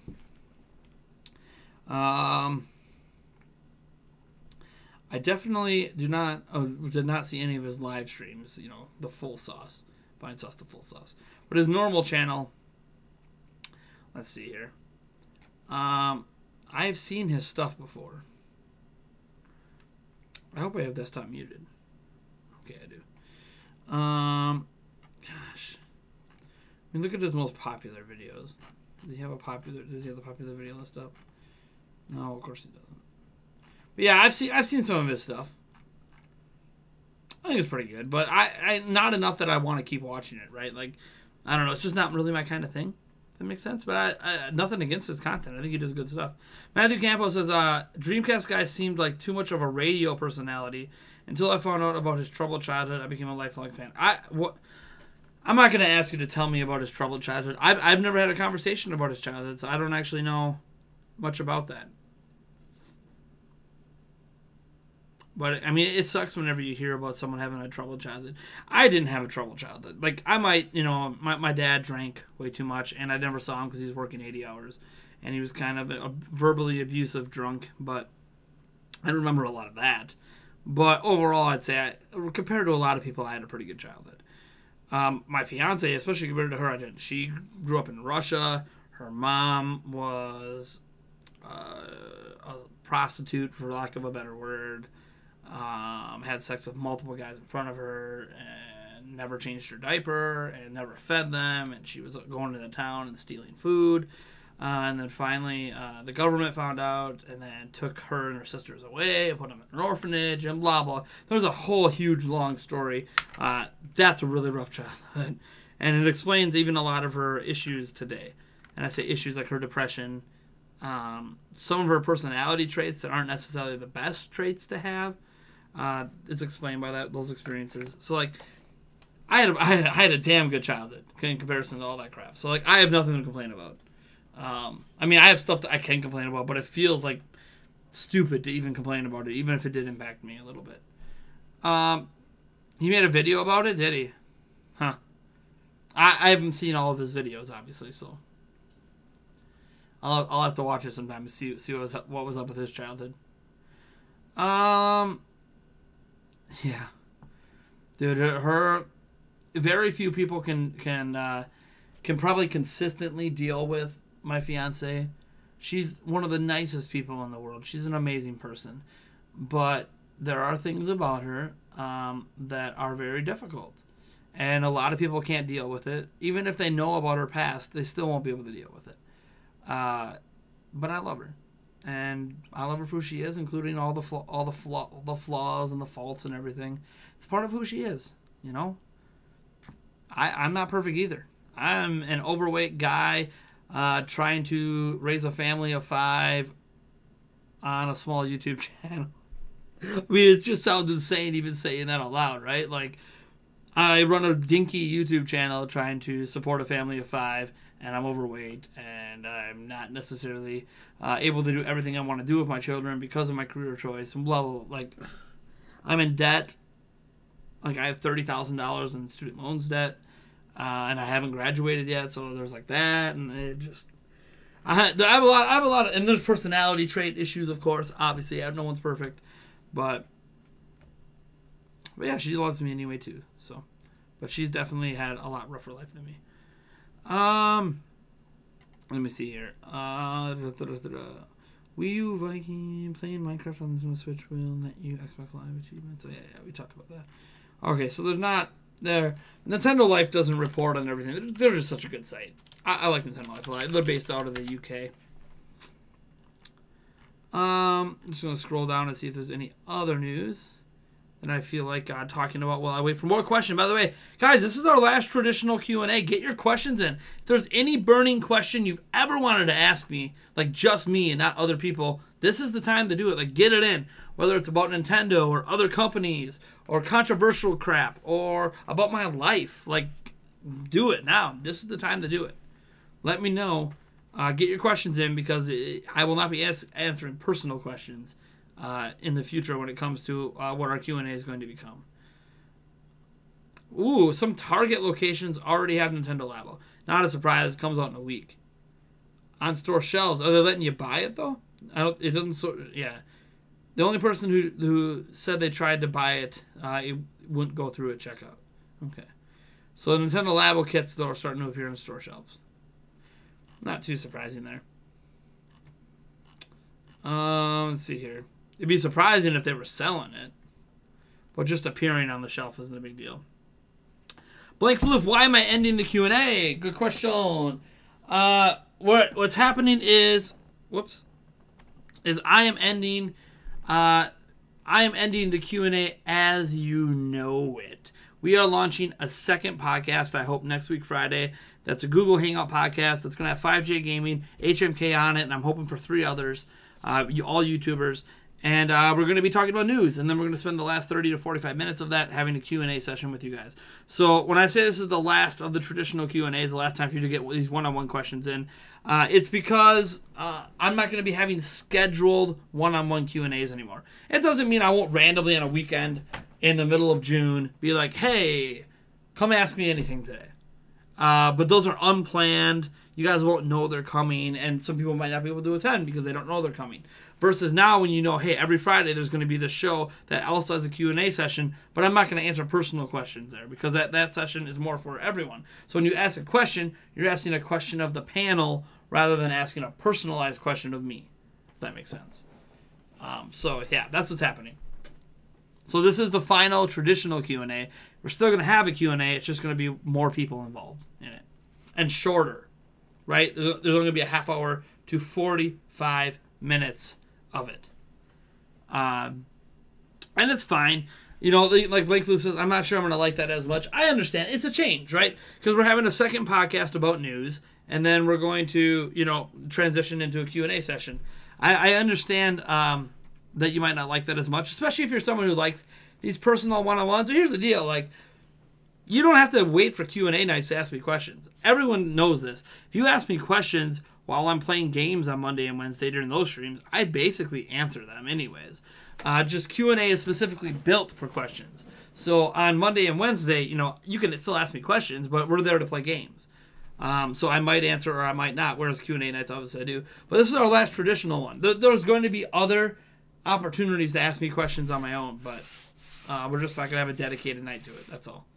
This Friday night's going to be new podcast, and one that's going to grow. HMK, 5J. I'm hoping to get a few others in. I don't want to name any names yet because we're still in conversation mode. Those are the only two so far that I said, yeah, I want to do it. HMK is actually heading out this weekend, so we're going to talk when he gets back home, but he's definitely in. He wants to do it. I'm hoping he can make it every Friday. He sounded like he could, but we'll iron out the details here before we launch our first episode. Hey, Zach Sweenster, welcome. Let me glance here at the rest of the stuff. Pillars of Eternity 2 is going to have full voice acting. Nice.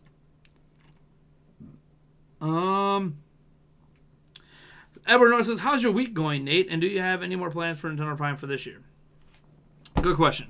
How's my week going? Well, it's been an interesting week. We transitioned my 4-year-old son to stay in the room with our older daughter instead of staying with the 2-year-old.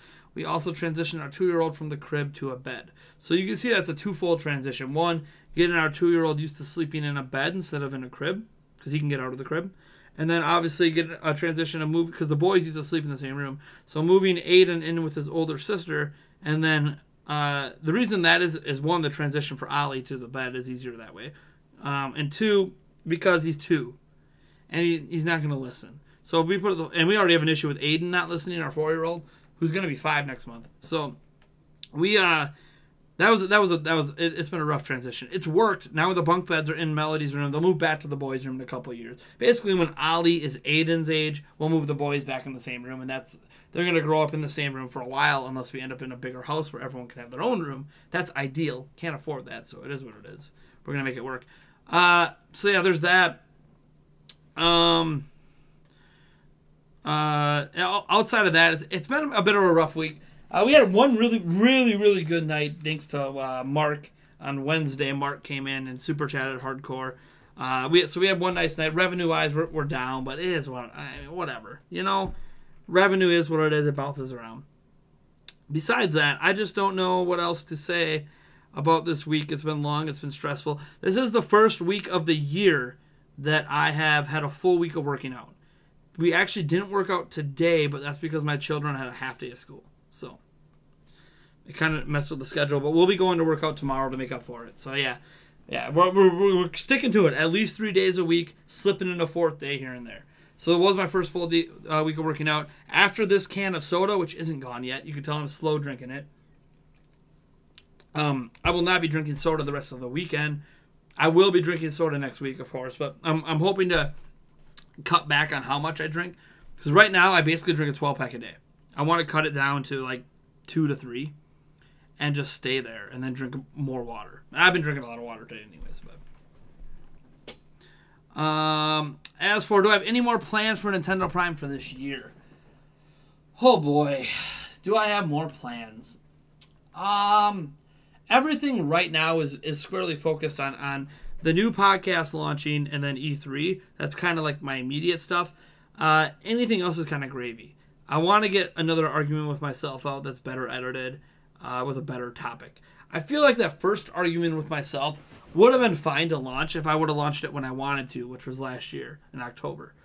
But because I recorded all the stuff and then waited so long, and my production values, like, it's funny, if you watch my videos in October last year, and then you watch my videos like this week, the production value in my content has just skyrocketed from what it was just in October last year. So it felt weird taking something that wasn't produced as well and releasing it at a time when my production value had already gone up. So it just was a poorly timed argument with myself release. So it should have released last year, and then I should have had a new episode for this year. But so I want to get another episode of that, or at least one more. I feel like it's a series that can take off. I just need to focus more on making sure the quality is like insanely amazing with it. Yeah, but besides that, I don't really have any other big plans for the channel right now. Things might change when summer comes.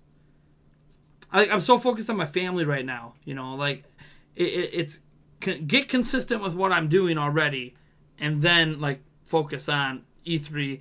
Once we get past E3, we'll see what happens. I do want to do more game reviews. That is something but we're well short of our game review goal on Patreon. So, but I would love to start doing more game reviews. There's gonna be more product reviews though. I have one product I am still reviewing. I'll show you right now. I'm still reviewing this, the Orbitz Gaming Switch case, and then I have some more power banks coming in. I'm gonna review, and I'll explain the differences with these power banks over the last ones that I reviewed. But beyond that, I mean, I'd love to do more product reviews. I just can't afford them. So it's whenever companies contact me, we try to work something out. Do I think Zuckerberg's a robot or a lizard? I don't think he's either. I understand the memes behind it. He's a person, obviously. A very intelligent person, which makes him very awkward in front of people because very high people of super high intelligence, some of them can be not awkward in front of people. It's funny because I can argue that's me. I have an IQ. Have I ever told you guys my IQ? I don't know if I have. I have an IQ of 147.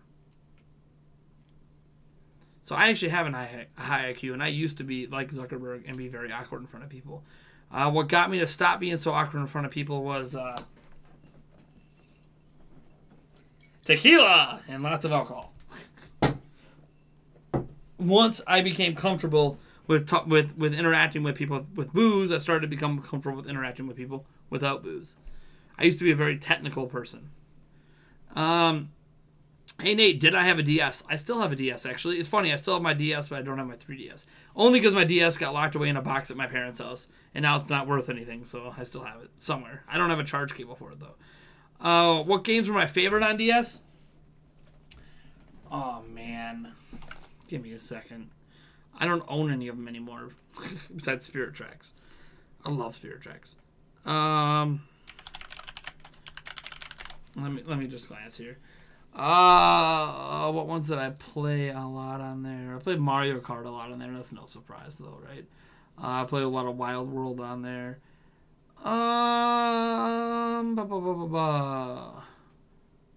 Then just kind of glancing at it. I played a lot of Spirit Tracks. That was like my big game on there. I played a ton of Spirit Tracks on DS. It was insane how much Spirit Tracks I played. I probably put more hours in Spirit Tracks than I had Breath of the Wild. I feel like there was an Advance Wars game on there I played a lot too. So whatever Advance Wars game came out on DS, I played that a lot. But that's about it. I don't have a lot of fond DS memories. I was in a transition period in my life. I played a lot of Xbox 360 and Wii that generation. I was kind of in a transition period. It was probably the first generation I did not play a lot of DS games, like a lot of handheld games. Let me scroll down here.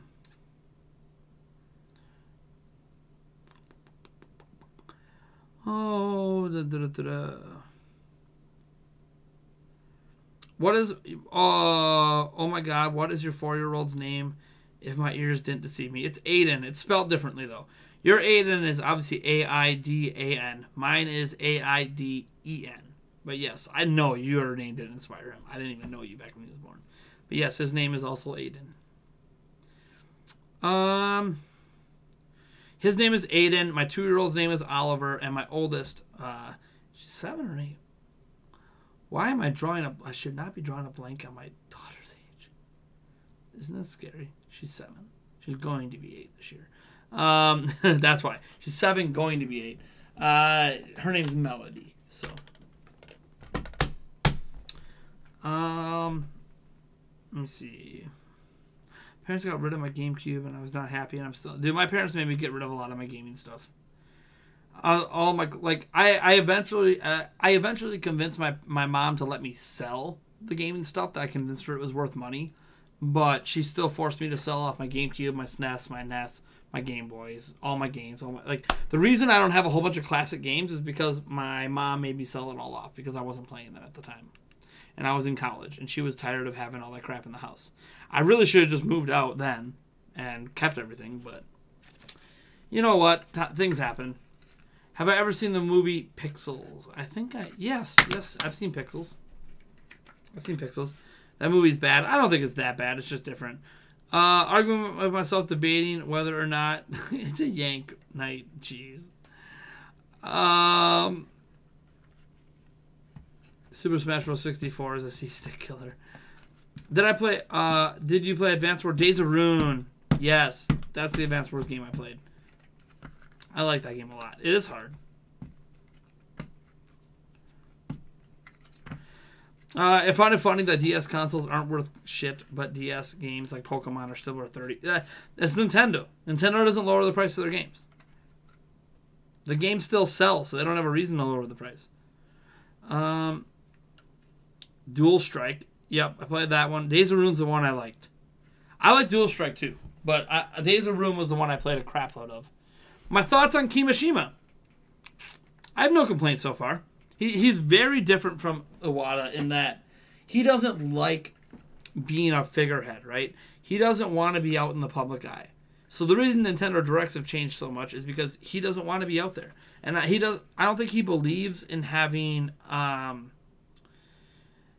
faces to the company, right? Like, if you think about it, even Nintendo Directs in the US, who used to always be the one leading them? Bill Trinen or Reggie Fils-Aimé. Now, who doesn't really appear in Nintendo Directs anymore? Bill Trinen and Reggie Fils-Aimé. Because Kimishima doesn't really believe in having like those figureheads at the top. Now, obviously, Reggie Fils-Aimé still leads the E3 digital presentation. Like he'll kick it off or whatever. But that's just because he's already pre-established, right, as a popular figurehead for Nintendo.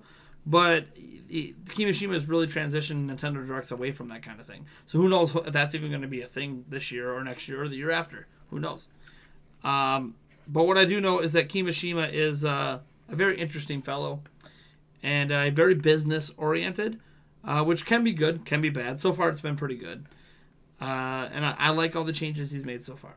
So we'll see. Like, I'm still a belief that if Satoru Iwata was alive, that Nintendo Switch would have launched holiday 2016, and we would have been even worse off. But it didn't. Kimishima delayed it so it could have a better lineup of games, and it worked out. So that or Iwata would have waited for a holiday last year to release it, and then we would have had like 2 years of deadness in Wii U, and that would have been terrible as well. So I like him so far. No, I have no real complaints, right? Like, that's the thing. As much as I might have like criticisms of Switch and this and that, and Kimishima ultimately controls all of that, you know, he still hasn't been at the job that long. So I don't really have anything specific to complain about yet. Let's see here.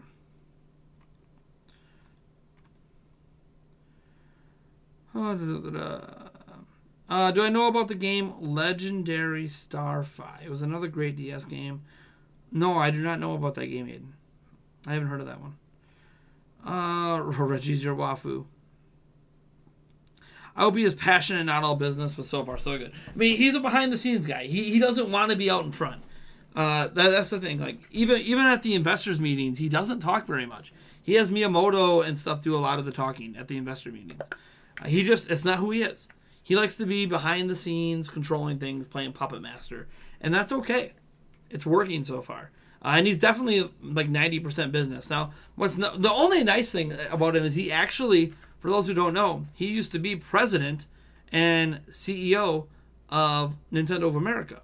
So he actually has a unique understanding for the United States market. So let me explain how that's made a difference.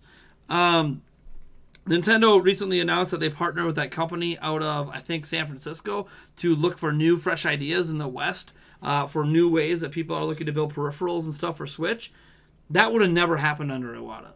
But it's happening under Kimishima because he used to be president and CEO of Nintendo of America. So he understands what the market here wants is different than what Japan wants. He understands that. So in a way, we're going to see Switch catering a lot more to the Western market than we've ever seen a system before. Because he understands that market. Because he worked here. He is the reason that Twilight Princess exists. Just so you guys know. He is the one that told told Eiji Aonuma that he should stop making Wind Waker 2 because no one's going to buy it in the US. So if you really love Twilight Princess, you actually have Kimishima to thank for it. He is the one that made sure that happened. So he has a very good understanding of what appeals in the West. And that's different. Like, Nintendo's never had someone running the company that really understands the Western market. So I'm hoping that kind of goodness continues, to be honest. Bill Trinan ate all the donuts. That's right, Bill Trinan was fired, right? Because he ate all the donuts. Am I into retro games at all? Yes.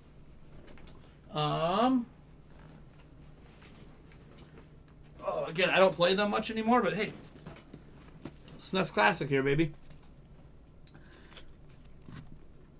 Secret of Mana was my favorite game of all time until Breath of the Wild came out.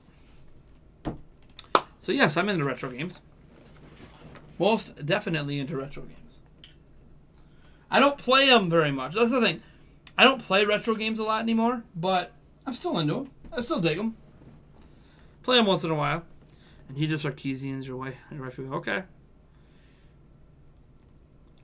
She could be your waifu if you really want her to be. She would probably tell you that's extremely sexist for some reason, but that's your waifu. You can deal with that.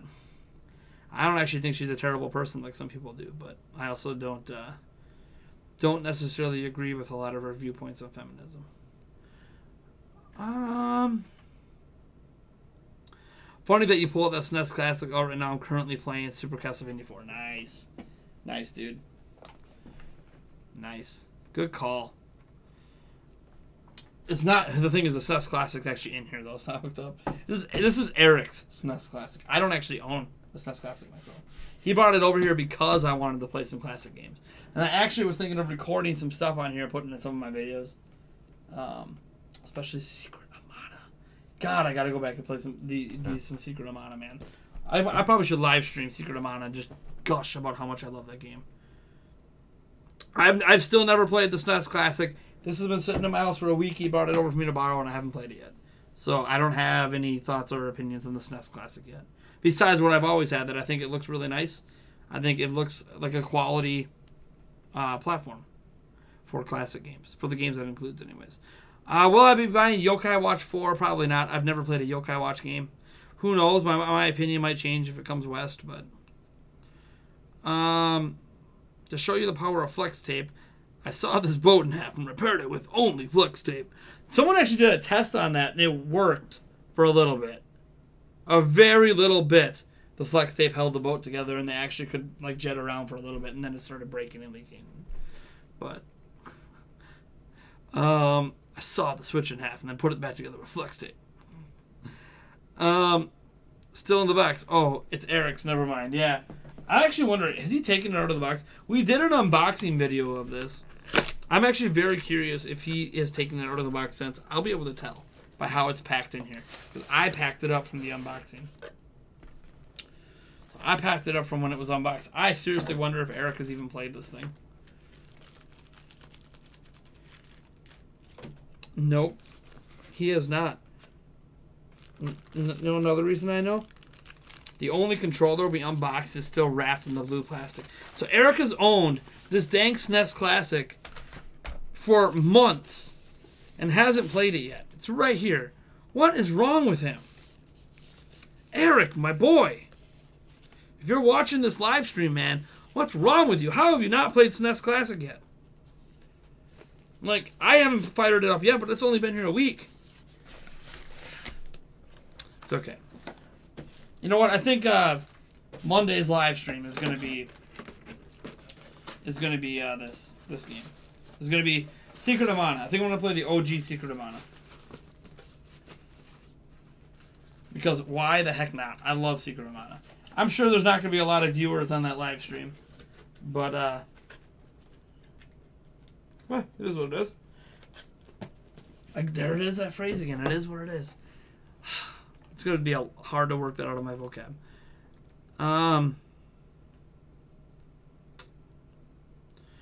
What's more likely in 2018, Animal Crossing or Metroid? Animal Crossing. I don't think Metroid's even close to being done. Even though I know Metroid's been announced, right? It feels like Metroid should be more likely, but I don't think it's coming this year. I think it's next year. You're getting burnt out on Bayonetta, says Game Crusade. I played through 1 and 3/4 of 3/4 of 2 and needed a break, so I pulled it out. Okay, I understand. Bayonetta can be pretty intense if you play really long sessions. You're mad the Shenmue re-releases aren't coming to Switch. They're not even remastered. Yeah, it could be sad, but I don't think those games were ever on a Nintendo platform. And having never been on a Nintendo platform, combined with the fact that Shenmue 3 is also not coming to Switch, I guess it really doesn't make sense to bring them to Switch.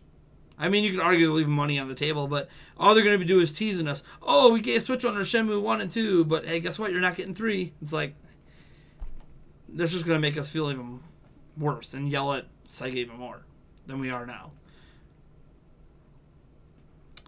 I'm at 32K. What's my next milestone? 33? I've been at 32K since January. I stopped doing giveaways, which slowed down my sub growth because I was tired of... What was happening is my channel was growing, right? I gained like 6 or 7K subs when I started doing giveaways. From the time I started doing giveaways to the time I stopped, I was getting like 1,000 to 1,500 new subs a month. But my viewership wasn't going up, which means people were only subscribing for the giveaways and they weren't watching the videos. So it really sucked. It wasn't the kind of... I want people to sub because they like my content. So our sub growth has slowed down, but I'm actually okay with it because the people who are subscribing are people who like what I do. So the next milestone is going to be 33,000. I hope we hit it next week. I mean, it'd be nice to hit it over the weekend, which is possible, but I hope we hit it next week. Beyond that, 40,000, I think like every 10,000 is kind of like a big milestone at this point. I want to hit 100,000 this year. I'll be surprised if I'm at 40,000 by the end of the year. I'd love to be over 50,000, but I think 50,000 would be a nice goal, but it's ambitious. I think it's going to depend on how much we grow after E3. I think E3 can help a lot. Heck, maybe the new podcast will help by getting maybe my name appears in HMK's Twitter feed more often or something or whatever, and that gets me more fans. I don't know. Who knows? We'll see what happens. I have a SNES Classic, and I can confirm it's pretty damn good. I've watched 5J play it, and that's why I mean, it looks good. So we'll probably be playing some Secret of Mana on Monday. Gotta play some Secret of Mana. Love that game. I was actually speedrunning Mega Man X on it. I got used to the old school SNES controller real fast. I mean, it's a nice controller. It really is. It just feels good in your hand. You'll watch me too. Yeah. Like, I don't expect a lot of viewers, right? I'll still do my drinks and everything, but I every time I have streamed old school games, I've only done it a few times. People don't... Like, it was really... We have like 10 viewers, 8 viewers. We'll see. Maybe we'll end up with over 20 like we have normally. Like right now, we have 26. We've hit 30 a couple times tonight. So there's other streams I do where we're always above 30, sometimes above 40. Most of our streams are in the 20s. So who knows? Maybe we'll do our normal numbers. I don't know. I have not played Secret of Mana in a long time. Long time. So I would love to get back into it. You're digging Persona 3 Portable, 43 hours. Nice. Matteo Cassiato, do you think Sega Ages will have Sonic Adventures 1 and 2? Maybe. I don't know. It could. I mean, there's going to be, they said over 15 games, and that includes Phantasy Star and then the whatever Forces 4, and then it says Sonic games. So they could pack in a ton of Sonic games. There could be 10 of them in there for all we know. You really like Breath of the... I like Breath of the Wild's DLC ending. The ending of the base game of Breath of the Wild was okay, but it was definitely setting up for something else to happen. With Zelda talking about needing to go somewhere and do something. The ending of the DLC I liked a lot. I really like the ending of the DLC. I won't spoil it for people if you haven't got that far yet. Houdini Fontmeester says, I feel you. My channel is stupid slow growing, but my subs watch my stuff consistently. Yeah, I mean, that's the thing. It's all about getting the subs in that care about my content more so than giveaway. Like, I might still do giveaways, but it's not. It might be focused on just our actual viewers. Like, I'll only announce it in a video. I won't put it out on social media or something. Like today, we've gained 9 subs. But those are 9 people that probably actually like my content. Versus having a day where I gain 200 subs and only 2 of those people actually like my content. They're just there for the giveaway. Even today, we have 7,000 views, which is like 300 more than our daily average of 6,700. So And then our views have gone up a little bit, which is good. Our views are actually up 7% overall the past 30 days. Hey, we might crack 200,000 views this month for the first time in 4 months. That would be nice. We haven't been over 200,000 views in a long time. So our viewership's up. Our subs are down. We're down 55%. But who cares? The subs that are coming in are watching my stuff.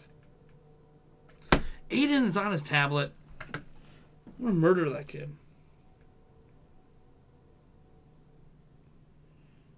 I'm not going to murder my kid, but that's what I feel like. I'll be right back. I got to go deal with that. Maybe while that's going on, I will play today's Prime News for you guys. For anyone who hasn't seen it, a way to watch it and see what's going on. And let me turn on desktop audio so you can hear it. And then put up the display capture so you can see it. And then full screen that bad boy. And I'll play the Prime News up. So I'll be right back. I gotta go check this out. And this is Prime News. So our first story of the day, the lead story, actually deals with THQ Nordic. Believe it or not, they will not be at E3 despite the fact that we know about games like Darksiders 3. And the reasoning?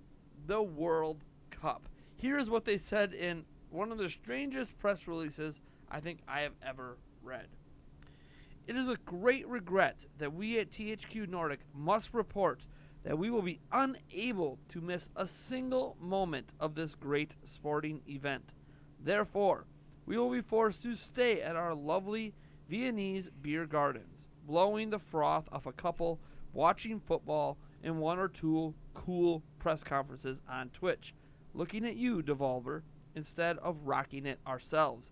We have to admit, we are going to miss our 9 a.m. pint of beer in the Ye Old King's Pub in Santa Monica, where they show all of the matches live. But with the World Cup being held in Russia, it would mean a 7 a.m. beer. That's too early, even for Australians, let alone the Swedes. We are looking forward to presenting all of our great upcoming games, like Darksiders 3, Biomutant, Fade to Silence, or Wreckfest, and even some unannounced titles for the first time at Gamescom in Cologne, Germany, and shortly after at PAX West in Seattle. This is very interesting, at least to me, because E3 is the biggest gaming event in the world. I know Gamescom is up there as well, and other events, PAX East, PAX West, blah, blah, blah, but to skip out on it because of soccer is just strange to me, regardless of how big of a sports fan you are, right? This would be akin to someone saying, hey, look, there's some major golf event or major NBA event or major NFL event, and because of that, we're not going to be there. They do save money, of course. E3 is a very expensive event to attend, more expensive than any other event for, game publishers. So that could be the real reason, and they're just not going to say that. But it's a little disappointing because I was hoping that we would see Darksiders 3 get announced and confirmed to be coming to Switch, because we did get Darksiders and Darksiders 2. But it is what it is. We can do at this point is hope that when they finally do show off their games, that Switch is going to be part of the equation. Our next story is really weird because it's not something that comes up very often, but this person bought some NES cartridges at a flea market in Georgia, and when they opened them up, discovered that there was drugs inside. Very, very strange, and it's obviously that drug dealers, they always are looking for ways to smuggle.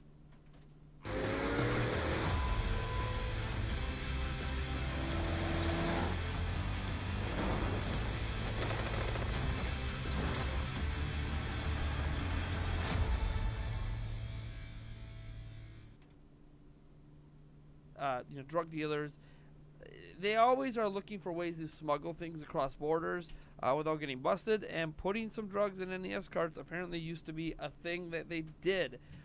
There was even someone who a long time ago opened up their NES cart to discover $5,000 in $100 bills from like 40 years ago. So it's one of those things where this isn't unheard of, but it's very, very rare, and this is the first known case I'm aware of where drugs were actually discovered inside of NES carts. So what this person did is Julian Turner bought roller games and golf at a flea market in Georgia. The first thing that was really strange is that roller games itself was the PAL version, which is the European version, which is really strange to see in the U.S. Normally you're not going to see a PAL version in the U.S. At a flea market. And on top of it, when they weighed the games compared to like the North American counterparts, they weighed about 50% more, and that's like, hey, we got to open it up, see what's inside. They even note, they did a video on it. They even note that, hey, look, like the fact that it weighs heavier, it is known that stuff used to be smuggled with NES carts, but like it's rare to find a discovery today. And then, yeah, they opened it up, and inside each cartridge, golf and roller games, were two shrink-wrapped packages, is the best way to describe it. They did cut open one of them. They didn't touch the substance inside themselves. They were using a box cutter, and they held it open and took some pictures or whatever. We're not going to show you pictures of the actual substance here because I just don't.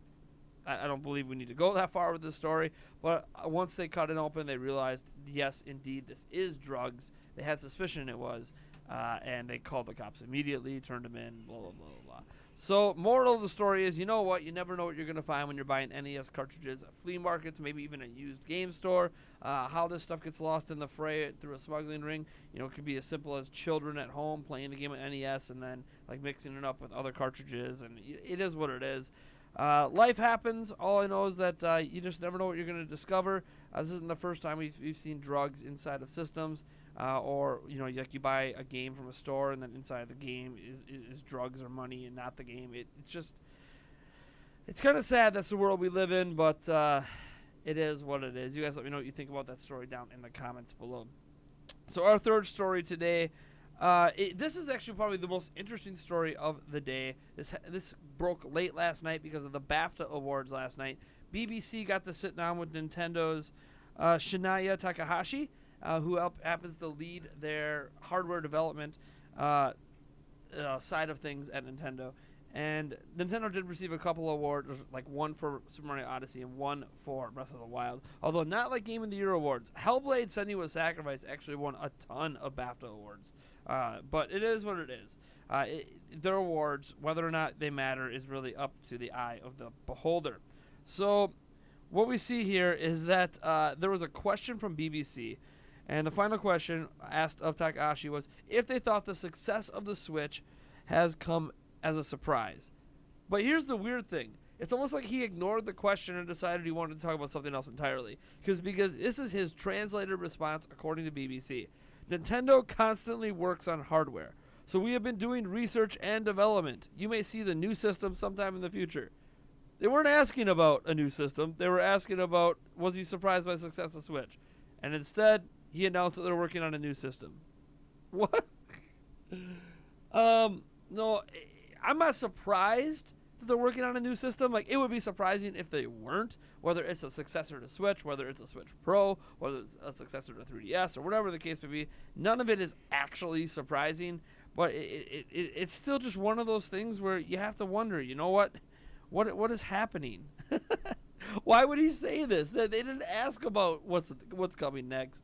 And Takahashi's like, yeah, that he must. The only thing I could think of is either something was lost in the translation of the question to him, you know, translating their question to him, or lost in translation back, or if none of that happened, then he just really, really, really wanted to, like, he must be really excited about whatever the heck they're working on because he really wanted to talk about it, so much so that he gave it as an answer to an unrelated question. So, yeah, Nintendo's working on new hardware. Maybe it's a Switch successor, maybe it's a 3DS successor, maybe it's something entirely different. We have no idea.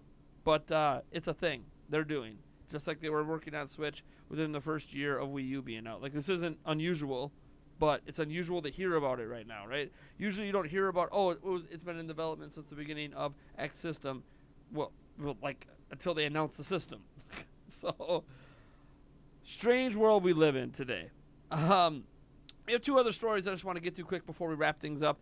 The first one is that Football Manager Touch 2018 from Sega dropped on Switch in Europe out of nowhere. Now, there had been hints, of course, as there always is, hints and rumors that this might be coming, but it had never been announced it was going to even be on Switch. There was no hype around it, and all of a sudden, today, they just dropped it out of nowhere. It cost €29.99. I don't know what's happening. This is just, for those who don't know, Football Manager is a simulation managing game, and for soccer. Okay, it's called football over in Europe. So, it looks fun. Just like all the other Football Manager games, it looks fun. Like, you manage a team, you build a roster, you can watch your strategies you employ with your roster through, watching the games being played in 3D. You don't actually play the games because, as it suggests, you're the manager of everything. You're not, simulating by playing the games themselves. So it is what it is. I actually think these games are kind of neat. I wish one existed for every major sport, if I'm being honest. But yeah, it dropped out of nowhere. It's on Switch right now. If you have a European eShop account and some eShop credit for Europe, or if you are from Europe, you can go buy it right now today. So there you go. And it is an adaptation of their touch version, which actually is the full version of the game, just built for touchscreens. It's not, surprisingly, it's not watered down from like a console version. It is the full version, just touchscreen controls. Although on Switch you can use button controls as well, so it kind of does both. Best of both worlds, I guess. And the last story actually is about A Link to the Past. We don't do this often with game anniversaries, but because of how special Zelda is for me, I figured I would mention it. Today is the 26th anniversary of A Link to the Past. And this is especially notable because A Link to the Past essentially established the quote-unquote Zelda formula. And for those who don't know what that means, essentially A Link to the Past set up how Zelda games would be made, the framework of it. Wahad helps you become a halal investor in minutes. Clients from over 40 states have already started their journey with us. Here's how it works. First, we ask you 8 simple questions to recommend a portfolio based on your risk profile. You then select your portfolio and simply sign up online. Your account can be approved in seconds. After you fund your account, we'll place the trades for you according to your recommended portfolio. All you have to do then is sit back and monitor your performance. It actually is that easy. Become a halal investor today. Set up how Zelda games would be made, the framework of it for all future Zelda games until Breath of the Wild landed. That's right. Up until the release of Breath of the Wild last year, every Zelda game between A Link to the Past and Breath of the Wild had been based around a formulaic method that A Link to the Past set up, including plot twists, including dungeon design layouts, including how the story, was kind of formed, how the worlds were built, some of the linear aspects, some of the still open world aspects at times. Everything was built around what A Link to the Past established. So as different as Zelda games can be, as different as the Wind Waker is from Twilight Princess, and Twilight Princess and the Wind Waker are from Majora's Mask, Majora's Mask from Ocarina of Time, and A Link to the Past from Triforce Heroes and all that stuff. Reality is that all of these games were still built essentially off of the formula established by A Link to the Past. So A Link to the Past was kind of the formulaic setup for the series, and now we're kind of moving into a new era. Now Breath of the Wild is the new A Link to the Past, so we've been told. So we'll have to wait and see, but I do want to just give a shout out. It is by the way, someone's going to mention that, it's not really the 26th anniversary because blah, blah, blah, blah, blah, released in Japan. We're talking about North America, of course. We are a North American-based YouTube channel, so it's the 26th anniversary of the North American release of A Link to the Past. And again, we don't always note, or rarely ever denote, this might be the first time of an anniversary of a game. We didn't even do anything special for the anniversary of Breath of the Wild, and really nothing special for the anniversary of Switch itself, but Zelda is near and dear to my heart. It is my favorite franchise of all time. I plan to keep playing it until I die, so it just felt appropriate to signify this, since A Link to the Past is finally a game that has been kind of put in the review mirror for what the future of Zelda is going to be. So good times we live in. Anyways, folks, I want to thank you guys for tuning into this episode of Prime News. As always, you can like this video if you like it and dislike it if you dislike it. I obviously prefer if you like it. The more likes we get, the more outside viewership we gain, the more this gets shared around and all that stuff. So let me know what you think about this episode of Prime News and the news that we covered. We're always looking to improve things. I changed the lighting up a little bit this time. Whether or not it helped with the green screen, I don't even know, but trying to make little minor improvements here and there. Otherwise, folks, you know what? I'm just going to catch all of you guys in the next one. Do do do do do do do do do do do do do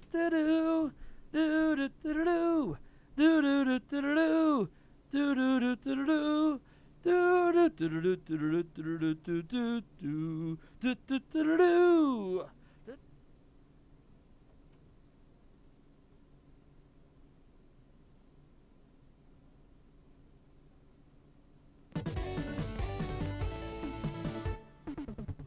guys, welcome back to Nintendo Minute. We're here, but only for like a moment, because then we're gonna be like on a plane, because we're going somewhere really cool. Yes, last week we talked about our Nintendo Switch travel essentials because we were going somewhere. Yes. And it's not just anywhere. It's not just anywhere. We are visiting Nintendo headquarters in Kyoto, Japan. Yes. Yes. So this is pretty much the most amazing trip ever. We are excited to take you along with us and show you some of the cool things that we'll probably be finding in Kyoto, Japan. So let's go. Check it out.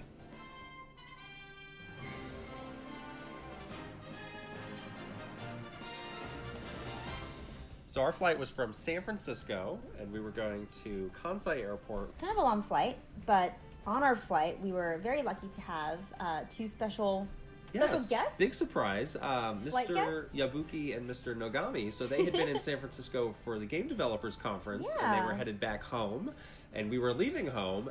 But guess what? We were on the same flight. Yes, and so of course we were passing the time a little bit at the airport. So we played some Mario Kart 8 Deluxe, and we almost hit a snag because Mr. Nogami did not have his game up to the latest version. Yes, but then But- we learned like a hot tip Well, from Mr. Yabuki. Mr. Yabuki knows a thing or two about Mario Kart. Kinda so made the game, He showed. so- I didn't even know you could do this. You can basically tell your Switch like match the latest Right. version of the people I'm playing with, and then you don't need to like be on Wi-Fi to do that, Yeah. which is really cool. Like life hack. Yeah. And who won? He won. Wow. What a surprise! I'm not But- surprised. But who got number 2? Well, Was it you? Oh no, it wasn't. You had an underhanded maneuver No, at the last second. I didn't. And I got third place. Mr. Yabuki's suggestion of the track that we played was Sunshine Airport. It's a good Get it? suggestion. Get it? I It's cute. I did get it. I did try to suggest the Excite You were the Bike only one that track. suggested a I track just that like no it. one wanted. I just like it, and everybody gave me a funny look. Oh well. We did. We give you a dirty look. Yeah. That's what it is. Ah.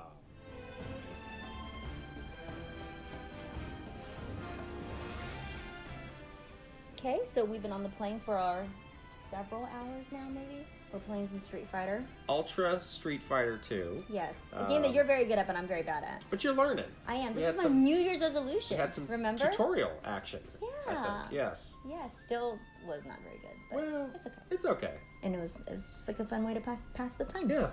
Okay, we finally made it to Japan. And it had been a couple years since I'd visited Japan, and Mm-hmm. something I noticed that was not here last time I came was all sorts of signs with Nintendo characters everywhere. It just was- welcoming you. Really awesome. As soon as we got off of the plane, there was a huge like "Welcome to Kansai" Right. sign, which was just all of the Nintendo characters. And there were a lot of people. We had to get in line basically to take a picture of it. I know. First of all, But the other thing that they had at the airport was the I Nintendo don't know what video it's playing check-in. now. right.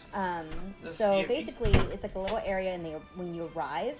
No It idea what has it's playing. games It's not that you my can video. play. It had like a really cool Oh, let's see here. amiibo What is it display. playing? There was a Mario statue for you to take photos with. And Cappy, you can wear a Cappy. Oh, We're it's playing a Cappy Cat. Nintendo Right. Minute Cappy video. Cat, Great. Cappy So now I'm Cat. going to be copyright claimed. Thanks. It's a Nintendo collection. It's alright. Oh, let's see here. Display capture off. Nintendo Minute. Alright. Let's see what people are saying. Probably a lot of chat happened. I was gone for a little bit longer than I planned, like 15, 16 minutes instead of 13. Let's see here. Let's see what I missed. Da, da, da, da, da. Do you think Sega Ages will have Sonic Adventure 1 and 2? Oh, wait, we answered that one. Was Sans in Family Guy? I don't know who Sans is.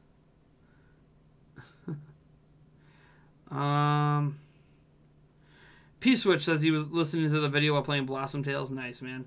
William apparently subbed for the chair. Yeah, I was wearing a different shirt for that video. That shirt is... Actually, that shirt's in the wash. That was before I showered. And I don't have my hair done up today. That kind of upset me that I don't have my hair done up in my... 2 days in a row I didn't do my hair for the show. That actually... frustrating. This audio is really calming. It reminds me of the TVs they have at the doctor's office. What's the average lifespan of a chair before it breaks? A really good office chair you could probably get like 5-6 years out of. It also depends on your weight, right? Like this chair, if I weigh less, will last longer. Right now, I actually am below its weight limit. I wasn't below its weight limit a month ago, but I am below its weight limit now. So that's going to help it survive longer too. And it doesn't even feel worn in yet.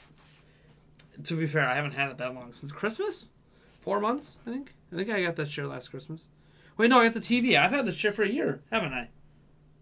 Huh. Wait, no, it can't be a year. I got it for my birthday last year, maybe? I don't remember. My parents bought it for me because my office chair broke. And I was sitting on one of these cheapos that we bought for the podcast, which is not very comfortable and not really graded for my weight at all. I don't know how Eric and I have them. Well, we don't sit on them all the time. That's why they're not broken. Let me see. What's the average lifespan of an iPhone charging cable? I have no idea on that. Ads on a video during a stream break, especially if you're a YouTube Red user. I'm sure that was fun. Wait, I paid for YouTube Red? Hey, Nate's chair. Hey, Rail Mocker, welcome to the stream. There was a smuggler that tried to smuggle 9K memory cards by taping them on his legs and body from Hong Kong to China. Okay. Let me see, you guys counting how many times I said it is what it is. Let's see here. I get bombarded with PUBG ads on video game YouTubers. What ads were even showing? I didn't look what ads were even showing on my channel. I know I get beer ads sometimes. I think a lot of that's to do with my live streams because my live streams have like swearing and stuff in them, so that makes them think my audience is a little older than it probably is. Worst game of all time, says Sam Bam 59. Worst game of all time. Man, I mean, any game like E.T., like any game that isn't playable. Like you play it and it's just broken. So like, people will say, "Oh, Superman 64, it's a bad game, but you could still beat it technically." E.T. you can't. E.T. is broken. So any game that's like that, that's completely busted, is the word like all tied for worst games of all time. Nate turned the chair. The Nate turn into a chair or SNES Classic box. Let's turn that back around. Oh, it's upside down. Weave. Oh, I hope that's not a stain. I won't know. Maybe it'll dry off or wash off or something. I could always repaint over it if it's an issue. Mario is missing. Yeah, the copyright cats are going to come in now. It's okay. I usually can't monetize my live streams anyways because of the alcohol. Believe it or not. But I can, not a big deal. All the money I make on my live streams is from Super Chats, so. Which, did we get any while I was gone? Let me look. No, we did not. I think that $1.25, I remember that one. So we did not get any Super Chats while I was gone. 10 a minute is more than a minute. Yeah, I know. I think that's like a nice little pun. There's Odyssey, I believe. Blah, blah, blah. I guess talking about the 10 a minute video at the time.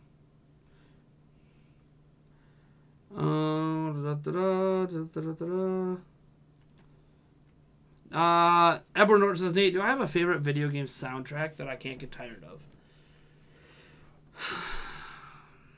I gotta think about that for a moment. I talked about before that the Secret of Mana soundtrack's like my favorite. Like, I might just play the Secret of Mana soundtrack right now.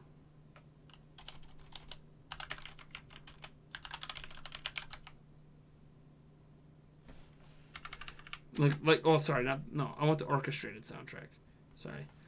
I mean, I love the original chiptune stuff, but Uncap Locket. Sorry, I'm gonna actually play it as background music right now, the orchestrated playlist. Pat, I'm gonna put my headphones on. I want to listen to this, man. Let's open this up. I'm gonna pause it for a second. I'm gonna get my headphones. I really want to listen. This is my favorite soundtrack. I love this soundtrack so much. I gotta unplug this from our podcast setup and put the headphones in. I probably should be using my other headphones for this. I should leave these headphones set up for the podcast, if I'm being honest. But use my Sony headphones for over here. But all right, Let me get this music going here. I really want to listen to the soundtrack now that someone mentioned it.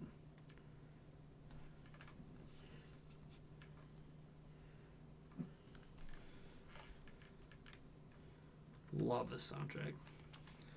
Fear of Heavens.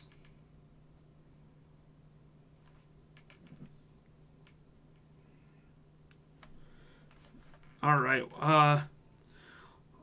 What video games am I playing? Oh, desktop audio's muted. Oh, there we go. What video games am I playing at the moment?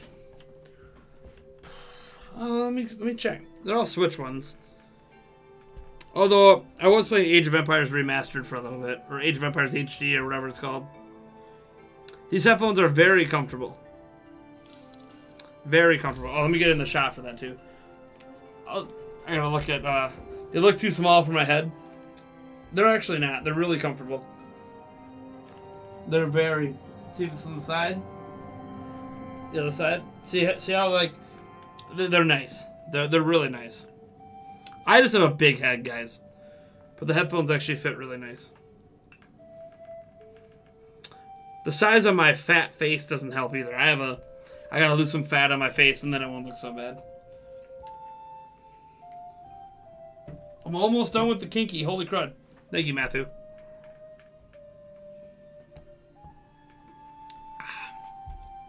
Love the soundtrack. So, I have been playing. Oh yeah, NBA 2K18. I've been playing a lot of that lately because playoffs are coming up. You want the volume up? I can turn the volume up on the. Turned it up a little bit. Yeah, NBA 2K18. I've been playing a ton of NBA 2K18 because playoffs are coming up. So I'm all hyped for NBA now. And I've been playing. Oh yeah, I gotta turn that down now though. Oh, so good. That's why I didn't have the volume up so high before. I've been playing a bunch of Overcooked as well. Trying to play single player on it. That's kind of what I've been playing lately. Oh, this is so good.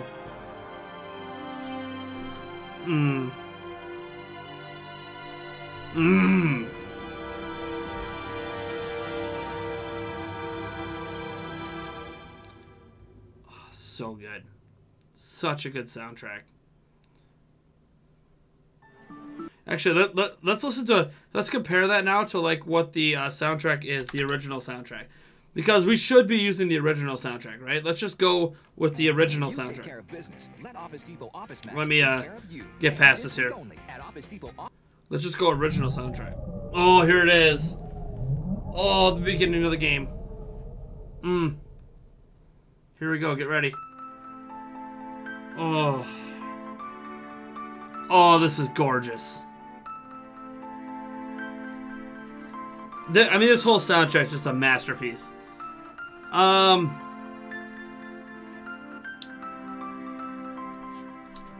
I'm gonna... Actually, I'll just turn it down a little bit. It's a little loud on my side.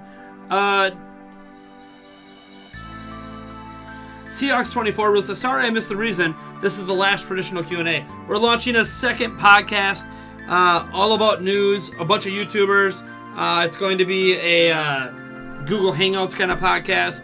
And the last 35 to 45 minutes of that podcast are going to be Q&A. It's live streamed, blah, blah, blah. And so traditional Q&A is you and me going one-on-one. Oh, God. This music's going to make me cry.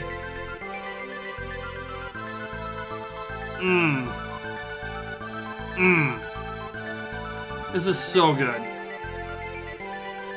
So yeah, that's what's happening. Aiden McFarland, do you know the legendary Penis Land? Of course I do.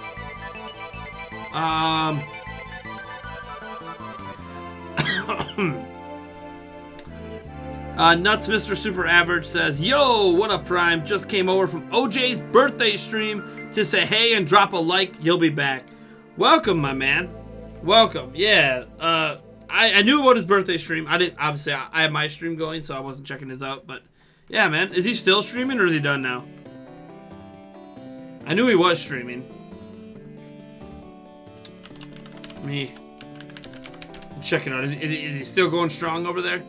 No, I think he's finally done. Oh wait, he's still alive. He's OJ Super Deluxe Ultra B-Day Live. Top 5 games ever. Top 10 fights. Toby skit. Blah, blah, blah. Hey, Duo Master. Oh, dude. This soundtrack is amazing. Even this... Oh. This is such a good soundtrack. All of the music you're hearing right now is the official soundtrack. Complete soundtrack of Secret of Mana. Such a good game. I'm gonna load up his live stream quick and mute him. I gotta give him some love on his birthday. I wonder, I don't really have much. Actually, wait, no, that's not what I do. I want to hit up his, hold on.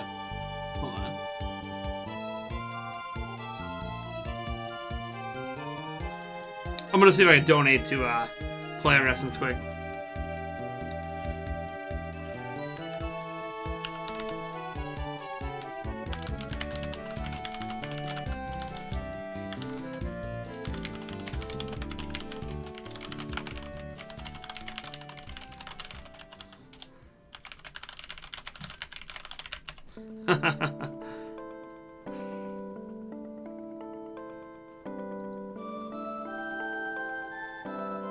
Let's see if I can donate. I don't actually know if I have the money in my PayPal. I'm gonna hope it's gonna let me donate to him with my PayPal. Oh, this song is so sad. Do do do do do. I don't mind listening to Secret of Mana on loop, and I probably wouldn't notice if it was on. Last Q&A. It's like you just noticed. I just noticed. Last Q&A. What are you talking about? What? What? Is my PayPal actually... You know what? I should check my PayPal. Quick. PayPal. PayPal. My PayPal is definitely not empty. That's what I like to see, baby. What I hate is when I go to pay with PayPal, and then, like, it won't let me,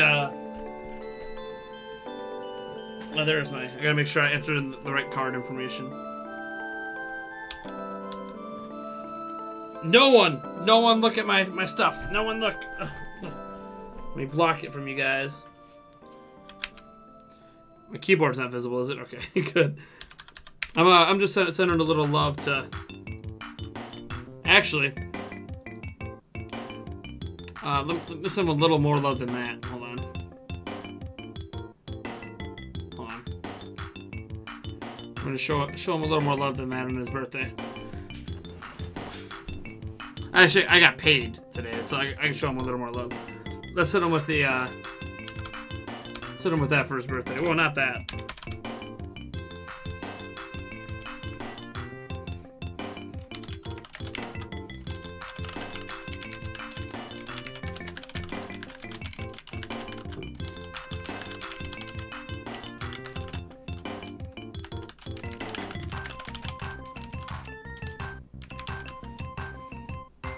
All right.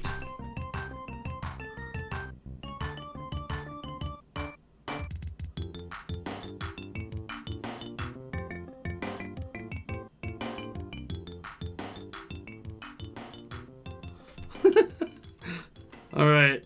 All right. Now I'm gonna be. I got one donation. I'll do to OJ. Love his work. Gotta show him some love on his birthday.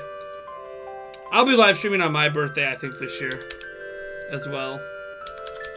Doing a karaoke live stream. We'll have some conversations in between as well. God, this.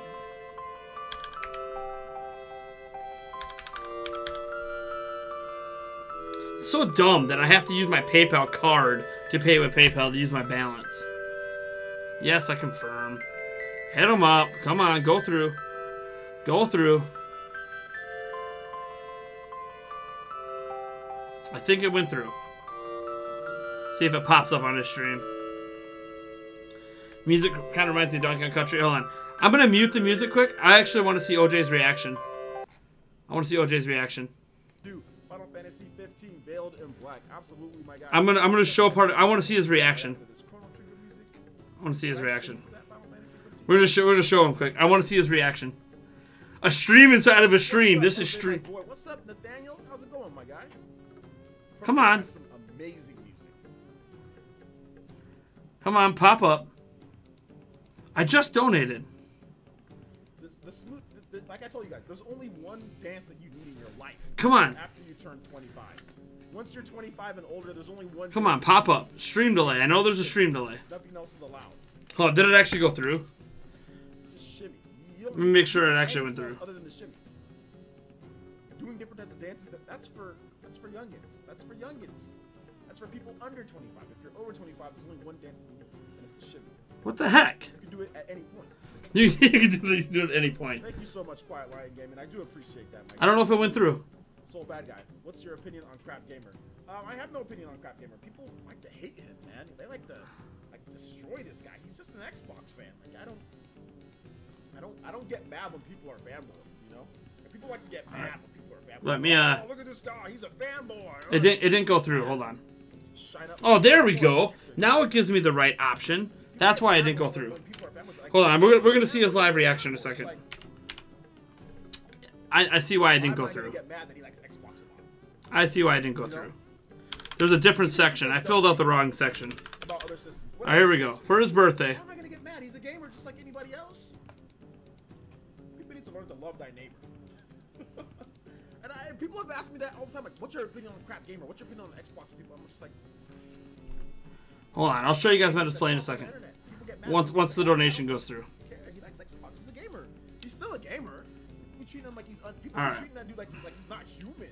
You know. All right, now let's see OJ's reaction. He says a lot of dumb things, but still, like, I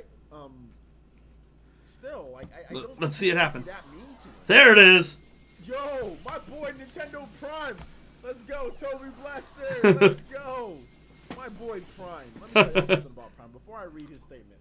My boy Prime is such a nice guy. He donated hundreds of dollars to take my family, take my daughter and my family to the water, or not to the amusement park. We couldn't go to the water park because it was too cold. But he donated that to. So I took my daughter out to the amusement park. So first of all, I just want to say thank you again. I know Prime. I talked about when I went. I took the day off from work, or most You're of the welcome, day off man. from work, to go to the amusement park with my daughter. And we had a great time. We had a really good time. So thank you so much, Prime. I do appreciate that. Now he's back with another. Make sure you guys subscribe to Nintendo Prime. Make sure you guys subscribe. I'm gonna drop a link to his channel. Before I read his donation comment, I want you guys to check out this man's channel. Like I said, Are they gonna see the streamception? that I was spending too much time editing and that I wasn't really doing anything. He knew. I know he had like that father's intuition. Oh, yeah. He knew that I was. He was like, "Hey, dude, you need to take your daughter somewhere fun." So he knew that was what was going on. He could tell. Streamception right now. He did donate for that, so thank you. This reaction's awesome. I do appreciate that. We had a ton of fun, and it's exactly what I need. I needed a little bit of time, you know, to recover a bit. So Everyone needs that got time. me remotivated. Everyone needs that time. So I'm gonna link Nintendo Prime's channel. You guys need to check this man out. Does some fantastic Nintendo content. Does news. Does videos. Has great live streams. I mean, he's one of the best live streamers out there. Hey! Has a great community of gamers out there. So make sure Don't you know if check I'm the out best live streamer, but thanks for the shout out. this man's channel. So He has no idea I'm streamception even. Can't stay as I'm also live streaming, but you know what it is, Ninja. Thank you so much, my guy, Nintendo Prime. You're amazing, dude. Can't wait to work with Awesome. you, whether it's podcasts and everything. I'm starting up a new podcast, Nintendo Prime, so I'm probably gonna want to ask you to come on. Not this week because it'd be too much of a last second thing. But I know it would be great to have you on probably next week's podcast if you can.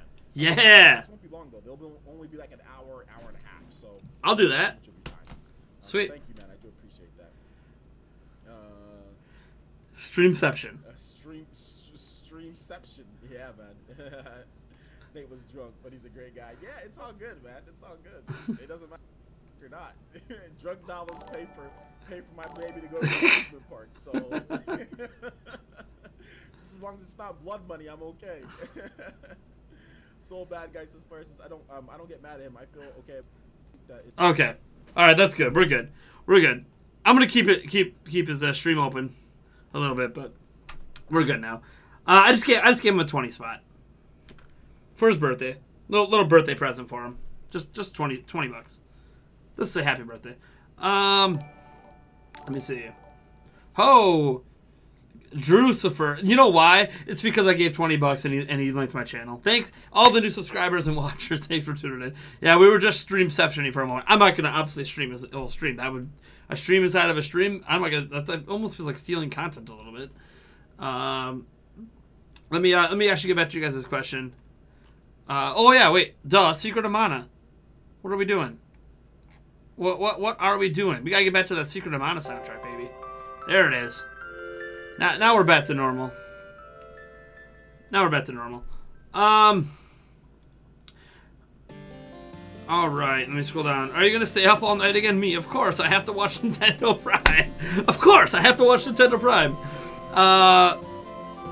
I should let OJ know about my new podcast too, if he wants to be on it. Apparently, he wants me on his new podcast, so sweet. I'm all for that, dude. I love podcasts. I barely played any Secret of Mana on my SNES Classic. I can't bring myself to play RPGs before finishing Xenoblade 2. I understand that, man. I understand that. Oh, you guys like my wallet? Let me drop my card out of it so you can't see it. Yeah. Breath of the Wild, baby. Kind of cool, huh? I've had that wallet, actually, since... I've been using it since Breath of the Wild came out, and it still hasn't really worn out much. I mean, there's a little bit of normal wear and tear in here around the license, but, I mean, that happens. You know, it's a pleather, not a real leather, so... Even real leather wears out, too, but it takes a lot longer. Let's see what else we got. Now we have, like, 11 more digits. I mean, he did just shout me out. I didn't... By the way, anyone who came over from OJ stream, I did not do that to make you guys come here. I just hope you guys don't know that. I forgot that he had his birthday stream tonight. I just wanted to hit him up with something quick. Just to be nice, man. It's his birthday. Gotta be nice on his birthday.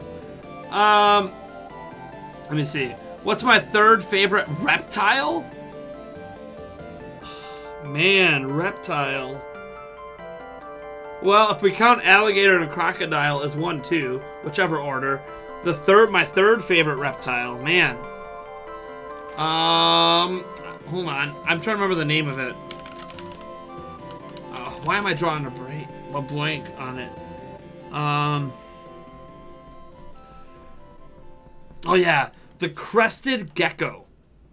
Because it's got like it's got this thing by its eyes that like flares up. Oh, it's so cool. You guys should look up the crested gecko. Yeah, I wanted to see his reaction, Flora. That's why I was kind of doing the streamception. I was just curious on what his reaction was going to be. I was like, figure, you know what? Let my viewers in on his reaction to the donation and see what's up. Mark says, I can't listen to Nate, so someone tell me in chat. Okay, well, I can't help you.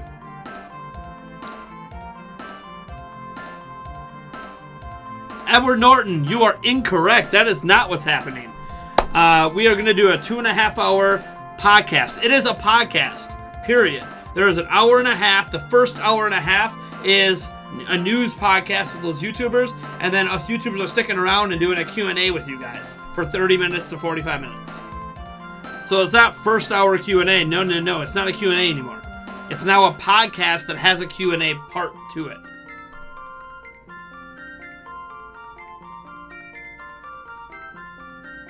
Yeah, Ultimate Keymaster has it right.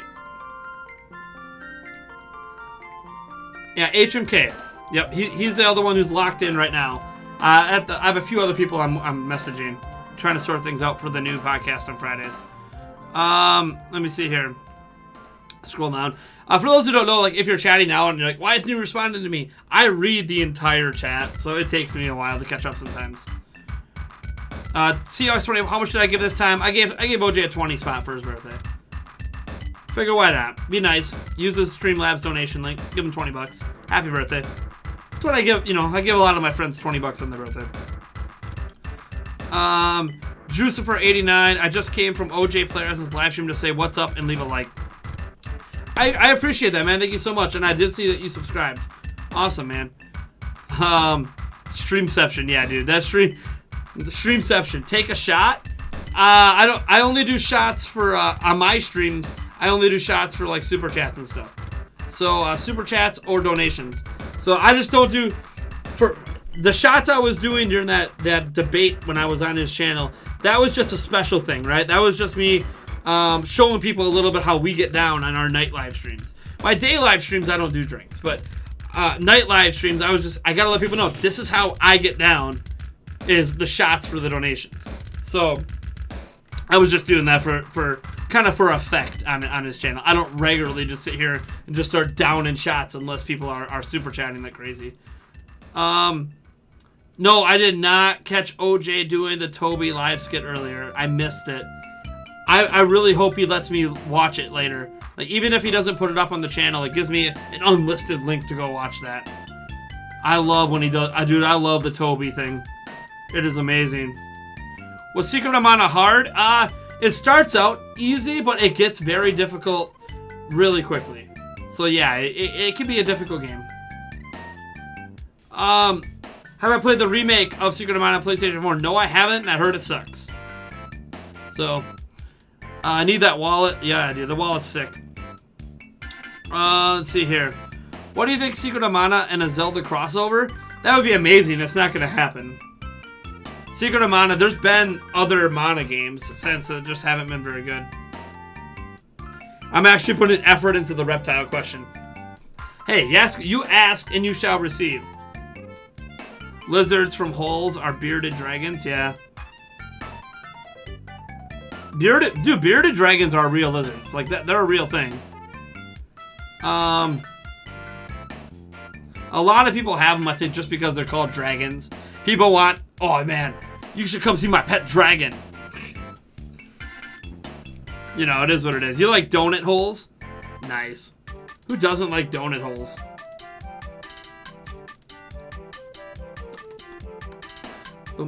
I can actually go pay my internet bill right now. They just yelled at me. Well, they didn't really yell at me. But they're really like, hey, you need to pay your internet bill. Now that I know I got paid, I can finally pay my internet bill. Can I log in? That is not the website I use. That is the website where they sell stuff. You like donut holes. Donut holes. Donut holes can be good. They can be very good. Man, I gotta pay this internet bill before they shut my internet down. They're not gonna shut my internet down, but... Ooh, they want me to update my contact info. You got it.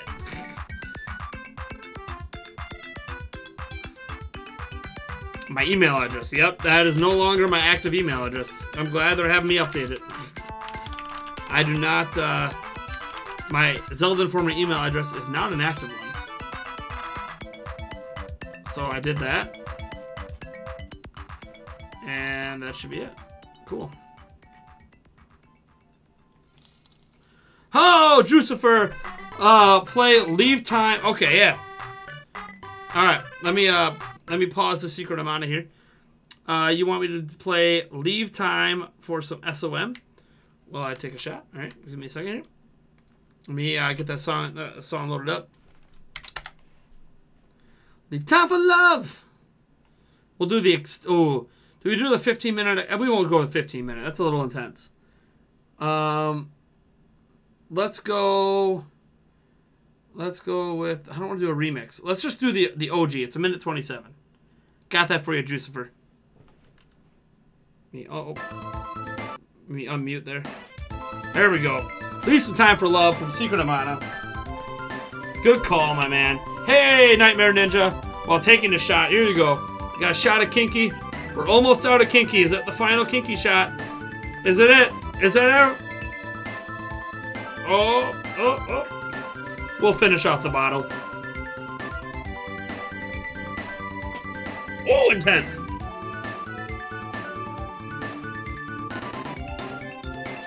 That is the end of Kinky Green. You know what that means, folks? Now things get dangerous. Apple pie, 20%. That's next. Oh, man.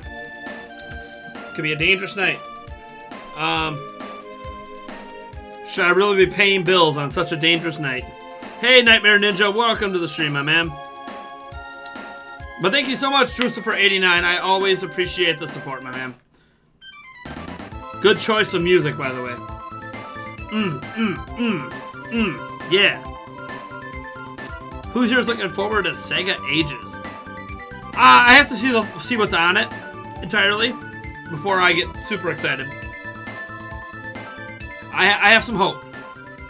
I gotta make a payment here on my account.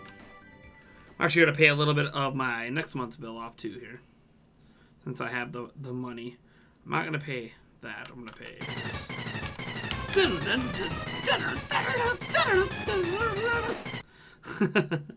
God, that music. Who's looking forward to Sega Ages? Anyone out there? Any of you guys watching right now looking forward to Sega Ages? I know we talked a little bit about it before, but I didn't ask you guys if anyone was looking forward to it. Today, yeah, we're making the payment today. We're using a card.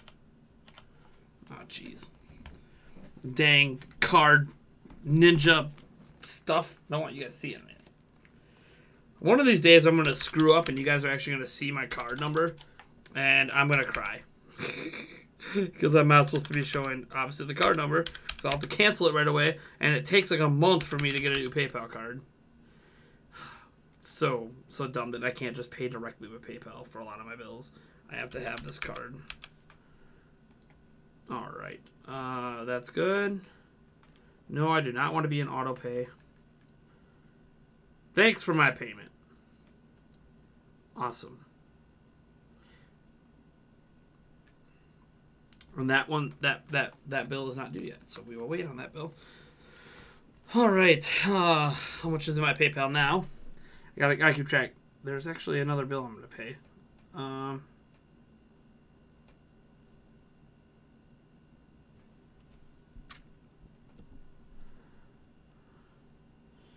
Let's see here.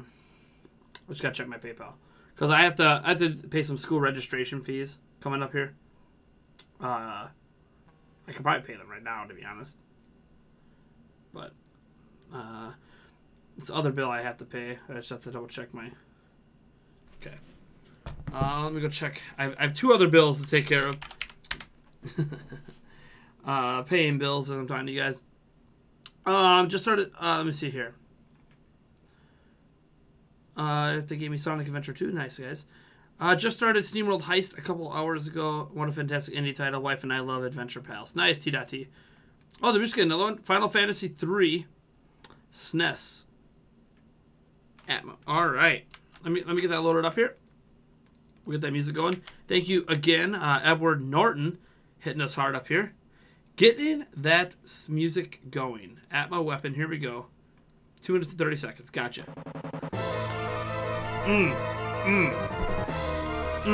Kicking it old school, baby. Do a little apple pie for you. A little apple pie up in here. Did we get hit with the double donation? Was there another super chat I missed? I'll have to go double check. Get some apple pie up in here, though. Cheers, Edward. Oh! Woo! Some mother's apple pie. Just like old Mama made it. I was gonna see what I owe on this on my cell phone bill. I can't remember if I'm just past due on my bill, because I think my bill was due like 2 days ago.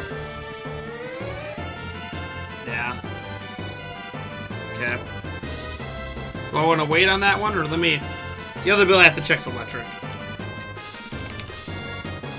So I have one more payment coming. I might wait to pay my cell phone bill on that.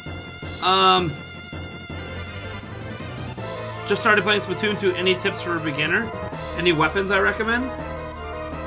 I don't really have any tips, you know? You just play and you figure it out. I mean, a good beginner weapon's obviously the roller. Easy to understand, easy to use. Buckets, you know, sloshers and stuff aren't that hard either, but you just gotta kind of find the item that works for you. I'm not the greatest at Splatoon 2. So other people might be able to have some better tips for you, Chase Sawyer. Let's see here. Wasn't the Sega Live thing disappointing? I didn't watch it. From what I could tell, outside of the Shenmue 1 and 2 thing, they didn't tell us a lot, right? Let's see here. Test out different weapons of Splatoon 2. Yeah, like exactly. Test out different weapons and just see what works for you, right? You know? That's all you can really do. I don't know what that means, so we're just going to show it.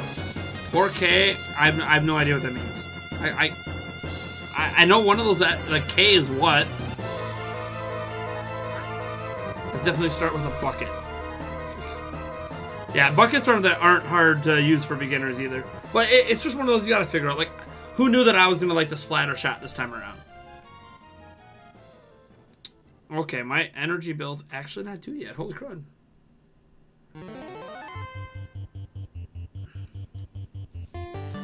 Alright, we'll wait on that then. I'll pay Verizon. That bill's not due until I'm getting paid from getting my other paycheck, so I can pay that then. Cool. I just don't want to make myself like completely broke. So we'll I'll take care of my cell phone bill since that's actually past due. And my energy bill's not due for like another week.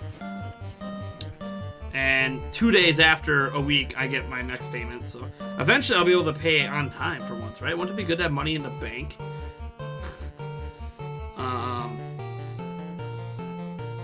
I don't even know what the payments are.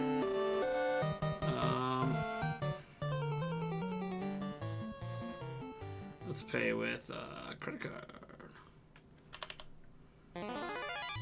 All right. Que tipo de gameplay? I don't. Oh, another Final Fantasy song. All battle themes, nice. What state do I live in? Wisconsin. If you can't tell from one of my shot glasses, Wisconsin. I think it starts over here. Yep. Wisconsin, the Badger State. So, Wisconsin proud, man. It also means that we have really crappy weather tonight because it's Wisconsin. I don't know when we're going to get good weather. No idea when. Let me see here. I'm just glancing at some stuff. Let me finish paying off this bill, and then I will pay full attention to you guys, I promise. Let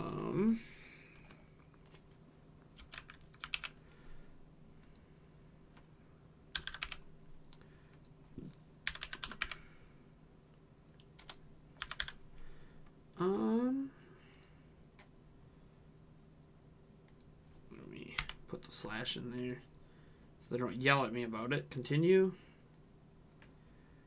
I just want to pay. Oh, good. They're not even charging me a credit card fee. They almost always charge me a credit card fee. Thanks, Verizon. All right. Bill is paid. Cool. Should be good. Should be good. Hopefully my card did not just show. I flipped it really fast, but... Okay, good, yeah. And I still have some money left. All right. Where is Eric? He is in La Crosse right now. He is visiting his sister. La Crosse is an hour and a half away? Something like that? So Eric is gone. I'm watching him stream. Okay, yeah, you couldn't read the number. All right. Sega Ages being announced for Switch was great. I mean, anything being announced for Switch is great, right? I have a family in Sussex, Wisconsin. I don't even know where that is. I live in the Eau Claire, Wisconsin area. Like, if that makes any sense. It's like the most well-known place that's up in this part of Wisconsin.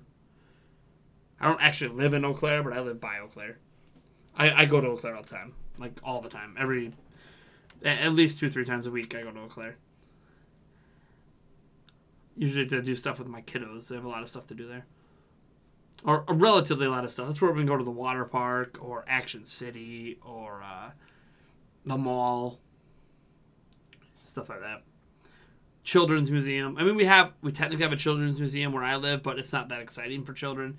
It's more of like teach them about computers museum, like where old school computers, like the ones that would take up a whole room to like read a sentence, kind of computers. A new Sakura Wars is coming, I think. Maybe. I have no idea. I have no idea what's coming. I'm just glad that my money came and I paid some bills. The electric bill will be paid out of my next check. I gotta think if I have any other bills. Oh, I have website bills. Ha ha. I gotta pay Podbean, which is our podcast service. I know that has expired on me. Because of course it has. Or maybe it hasn't. My podcast. It hasn't expired? I swore it just told me it expired. Time to check the old PayPal. Maybe they took it out today as soon as my money showed up. Oh, bills. Let me see. Yep, there's the Streamlabs. I don't know what this is, though. Why do I have a $6 Streamlabs? I think it's just a protection charge. I think that'll get refunded.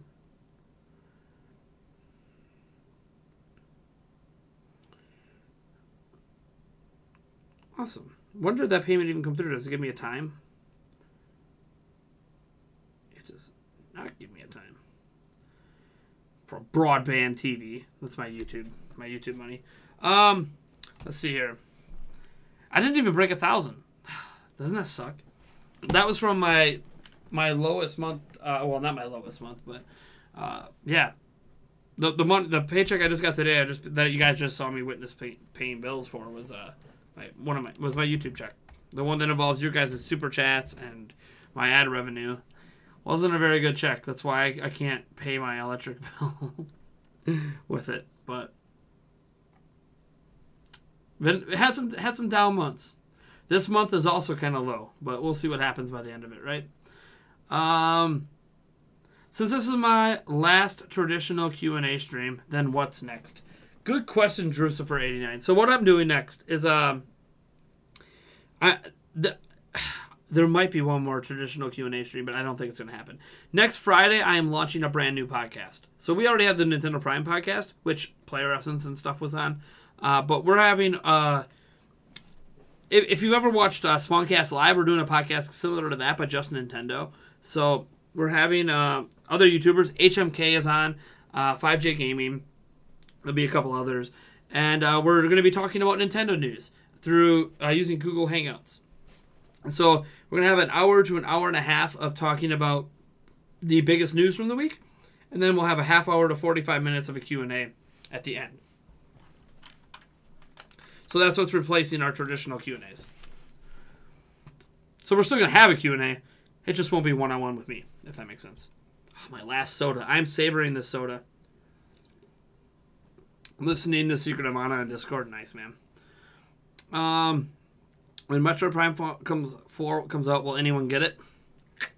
This guy. And I never played Metro Prime 3 Corruption. You're going to miss me, Nate. I'm still here. I'm not leaving. I'm going to be on that stream. I'm still here. Don't worry, guys. I still have Monday and Wednesday. I still have my Mondays and my Wednesday nights with you guys. I have a karaoke night stream coming up in July for my birthday. It's going to happen. We're good. I'm going to be here. No worries. There's still going to be random streams. I just decided to do whenever. I'm actually trying to get a day stream coming up on Wednesdays. Because in summer, I play volleyball Wednesday nights. So I'm actually going to move my Wednesday stream to the day. It might actually get a completely different crowd of people. But I can't drink. So it'll be interesting to see how that stream works out. So I'm having one of my drinking streams reduced. That kind of sucks a little bit, but whatever. You know, it's life. You're claiming ice cream back in a sec. Metroid Prime 2 is the best Metroid Prime. Okay. I hear you on that. Metroid Prime 2 is not too bad. I think it could have been a little better, but it's not bad. I mean, all games can be a little better, to be fair. Craving ice cream. God, I guess I gotta take out my headphones. I don't have any music playing right now. Oh, man. Holy crud. So, I don't talk about the podcast stats very much, but on Podbean, which tracks all of our Podbean listens, downloads, and then iTunes stuff. So this is all audio-only version. Our podcast has 13,922 downloads overall. That's across 59 episodes. Over the last 3 months, there's been 2,000 downloads. What's the trend here? I want to see how it's trending. It's getting more peak listeners than it did before. In the past, it had more listeners over a period of time, but I think that's back when we used to post it at Zelda Informer. Let me go all time here. Yeah, there was more listeners daily back when I used to share it on Zelda Informer, but I don't work, obviously I can't do that anymore. If I just go like this month, just in April, how's the podcast doing this month? Lots of we have a lot of listeners on iOS. Holy crap, over 60% of our listens, our audio version, are iOS people. We have a little bit on Android and some on Windows 10, Linux, and then it just mixed up between a whole bunch of different OSs. But definitely iTunes leads the way, that's for sure. Did we get any more iTunes reviews? I should go look that up. iTunes. Go to my podcast on iTunes, which, it does say buy Nintendo Prime finally. We have 11 ratings, 4.5 stars. Only 3 written reviews, though. 4.5 stars, nice. People like our stuff, man. I want a Metroid Prime trilogy for Switch. Doesn't even have to be HD. Yeah, I mean, they did the trilogy for Wii. I like they packaged it together. You guys remember that collector's trilogy pack? Whatever it was called, the Metroid Prime Collection. I can't believe I'm drawing a blank on what it was. It came in the metal tin. Oh, I'm so mad I can't remember the name of it. But yeah, I would like if they're going to bring it to Switch, I would like to see them put in the time to put HD textures in. I mean, here's a fun fact. Back in the Wii days, they were developing all those games in at least 720p, and then they would down it for the final game. So they already have at least 720p textures. So the least they could do is release it at 720p and give it to us. Have I ever played Zombies Ate My Neighbors for SNES? Yes. I don't remember a lot of that game, but I remember playing that game. Let me look up some gameplay of that quick. Zombies Ate My Neighbors.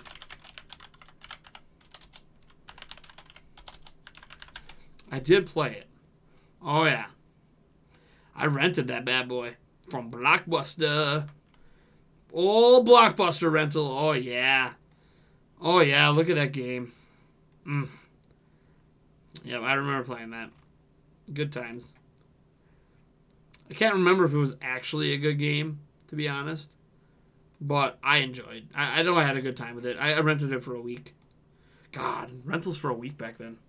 Remember, you had a choice of like 1 night, 2 nights, 3 nights, or a week. Metroid Prime Trilogy. That's what they called it, literally a trilogy on me. Yeah, that Metal 10. I don't have any of that stuff anymore, man. That's what sucks about being a responsible adult. Like, I don't have money. Because I live paycheck to paycheck. So, like, I don't have money. And I'm like, all right, I need to get some wipes for my kids. And I don't have money. Well, the easiest thing for me to sell are physical games. Give you an example. I recently sold Payday 2. I'm so sad I sold Payday 2. Because I needed to put gas in the car. And I was 8 days away from being paid. So I couldn't wait 8 days to get paid, so... We'll get there, folks. We will get to the point where I don't have to sell stuff anymore to get by. We'll get to the point where I always have, at least $1,000 in my bank, right? Like, it would be good to at least just sit on $1,000 in the bank and just always have it there and not be behind on bills, right? That's the dream. We'll get there.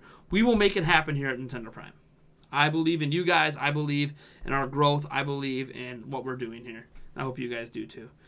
I have the Metal Collector's Edition too. They're super rare now since they didn't print any. Yeah. Man, Blockbuster right in the childhood. I know. Yeah, that's how I played that game. I never bought it, but I rented it because I just thought it looked funny. I remember looking at the cover of it and I'm like, that looks hilarious. It's probably bad. Let's get it. Actually, back then I probably didn't think it was that bad because I liked almost every SNES game I played. I don't have very many bad memories of SNES games. The Discord channel hates you? Why does it hate you? Is it not playing your music correctly or something? I have no idea. Super...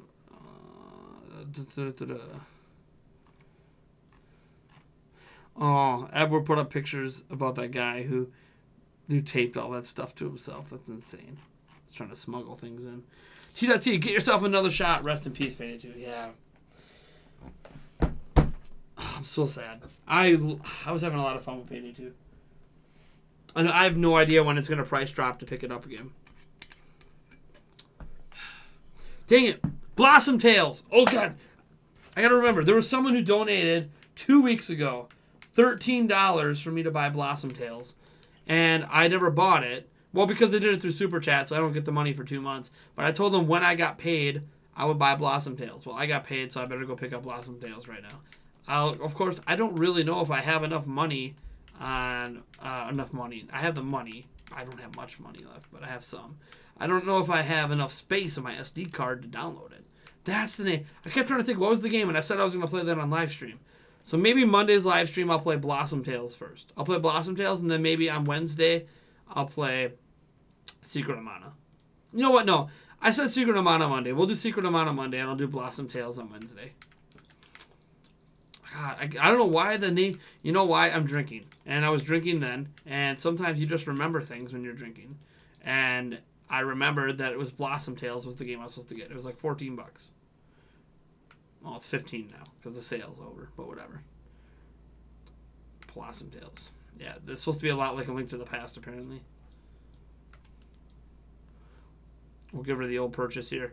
Do I have any points to redeem? I have 64 points. Sure. Might as well redeem it for 64 cents. Might as well just pay it with my PayPal card. Required amount only. I can't use that credit card anymore. That one has expired. I have to use a different one. Used another one. That's my old PayPal card. That one's expired. I have to actually set this up so I can see it. I have to go do the old type in. I just have to buy this now while I remember, or I'm going to forget to buy it until they come in and yell at me that I never bought it. So I guess, yeah, I'll be playing that next week for the first time. Oh, geez, I cannot read right now. I'll get your shot into 4-1. I have no idea why that super chat reminded me of the fact that I need to get Blossom Tales. Let's see here. Expiration. If I can read that.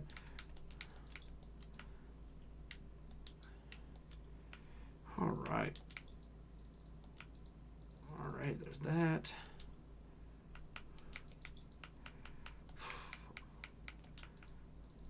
All right. Sure, you can save that card so I don't have to type this in next time. And my kids can't access my eShop because it's passworded. So and that's why I have to enter my password every time I access the eShop. Alright, buy the game. So they technically donated a little less than what it's going to cost me, but it was on sale at the time they donated, so it's not a big deal. Close. Yay, Blossom Tales. It says I have room to download it. Cool, must not be very big. Awesome. Blossom Tales, man. So we'll be playing Blossom Tales next week, Wednesday. So Secret of Mana, man, we're gonna go SNES Classic with Secret of Mana Monday. For the first time in a while, we're not gonna be doing multiplayer games. Cheers.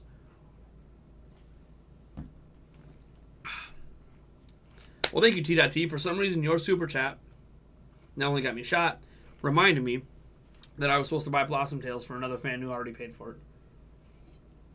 Just paid for it in a way that I can't spend the money right now.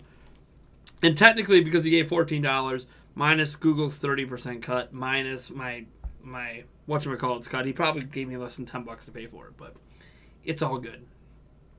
I got it. I got it. The game is here. We'll be playing it on Wednesday.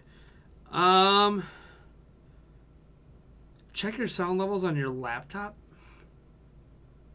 Oh, okay. The people who are having issues with the hearing things. Or, like, it's too loud or whatever. Edward Norton? Oh, Edward Norton's in there testing out Prime Radio. Okay. Yeah, we have a radio thing on our Discord server. Do what I can. Thanks, man. I appreciate it. Stop saying numbers out loud. Stop saying what numbers? Why can't I say numbers? Is it because of the number song by Logan Paul? 1, 2, 3, 4, 5, 6, 7, 8, 9, 10, 11, 12, 13, 14, 15, 16, 17, 18, 19, 20, 21, 22, 23, 24, 25, 26, 27, 28, 29, 30. Yes, I've heard the stupid Logan Paul number song. That's about all I remember. No. Then he says something about fuck all the haters, and then that's it. I don't remember the rest. I'm not gonna lie. I heard it once and it got stuck in my head, and I kept singing it to myself for like a week. And this was like, I don't know, whenever it came out, a month ago. God, I swear I don't watch Logan Paul or Jake Paul, but I don't know why. Oh, I said a few numbers off my card. No, I didn't. I didn't say any numbers off my card out loud. No. I might have said my zip code. I sometimes mumble my zip code out loud for some reason when I enter it in wrong. We're all good.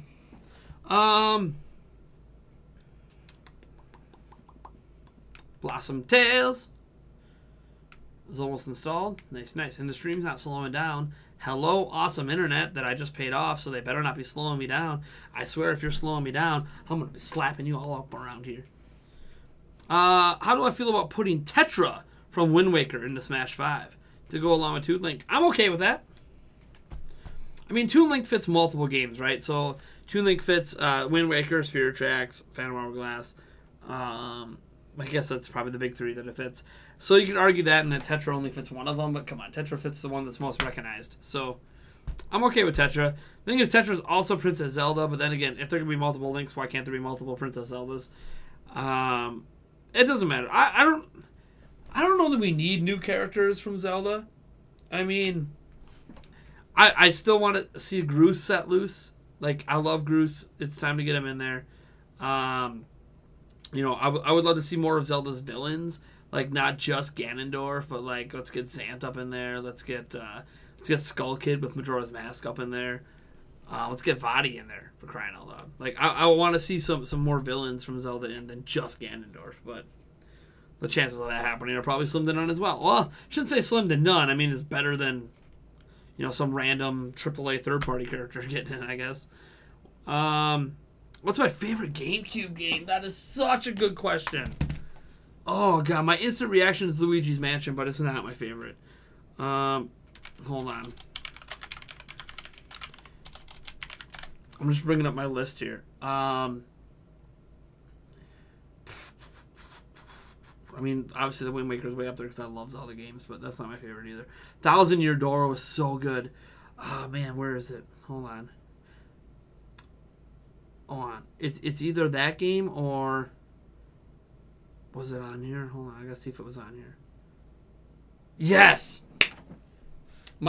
Okay. My favorite game on GameCube, get this. Baten Kaitos Eternal Wings of the Lost Ocean. I also liked Skies of Arcadia, but I don't count that as a GameCube game. It was a Dreamcast game that came to GameCube. But Baten Kaitos, baby. God, I love that game. It is to date the only card-based RPG I've ever liked. Oh my God, it's so good. So good. I played the hell out of that game. I probably have over 1,000 hours in Baten Kaitos Eternal Wings of the Lost Ocean. God, that game is awesome.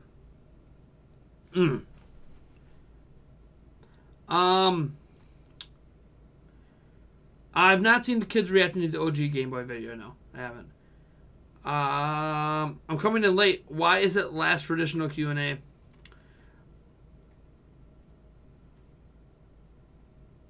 What a bummer. I love this. Yeah, that's the thing. Like, I know we still have, you know, there's probably a group of like a dozen of you guys that would be like, man, I love these one-on-one Q&As. I'm going to miss them. Here's what I'll say. This isn't the last Q&A that we're going to do one-on-one, right? Like, it's just the last time I'm going to have one scheduled, if that makes sense. So, like, we'll have an E3 Q&A. Like, that's going to happen. But that's going to be, obviously, an E3 Q&A. That's a non-traditional Q&A because that's based around E3. So, what will happen is that I'll still randomly throw a one-on-one Q&A. Like, it just won't be scheduled. It'll be whenever I have spare time versus my Monday, Wednesday, Friday schedule. Fridays are going to be a new multi-YouTuber news podcast that's live. It's a live podcast, by the way. We're live. It replaces this stream. It's a live podcast, multiple YouTubers, news, yada, yada, yada, just hitting it hardcore on Friday nights. And then the last 30 to 45 minutes of it will be a Q&A, but it'll be Q&A with the whole panel, not just me. And I can tell you 5J Gaming and HMK are on the podcast, so Or not that podcast. Our regulars. Still working out a few others, but it's gonna be fun. It's gonna be a lot of fun. Like you're gonna see, like you might say, "What a bummer! I love this." I think you're gonna love that as well. If you love the stuff I do, just trust me, you're really gonna love that podcast. But yeah, the Q&As are still gonna be a thing. Like we're still gonna have these conversations.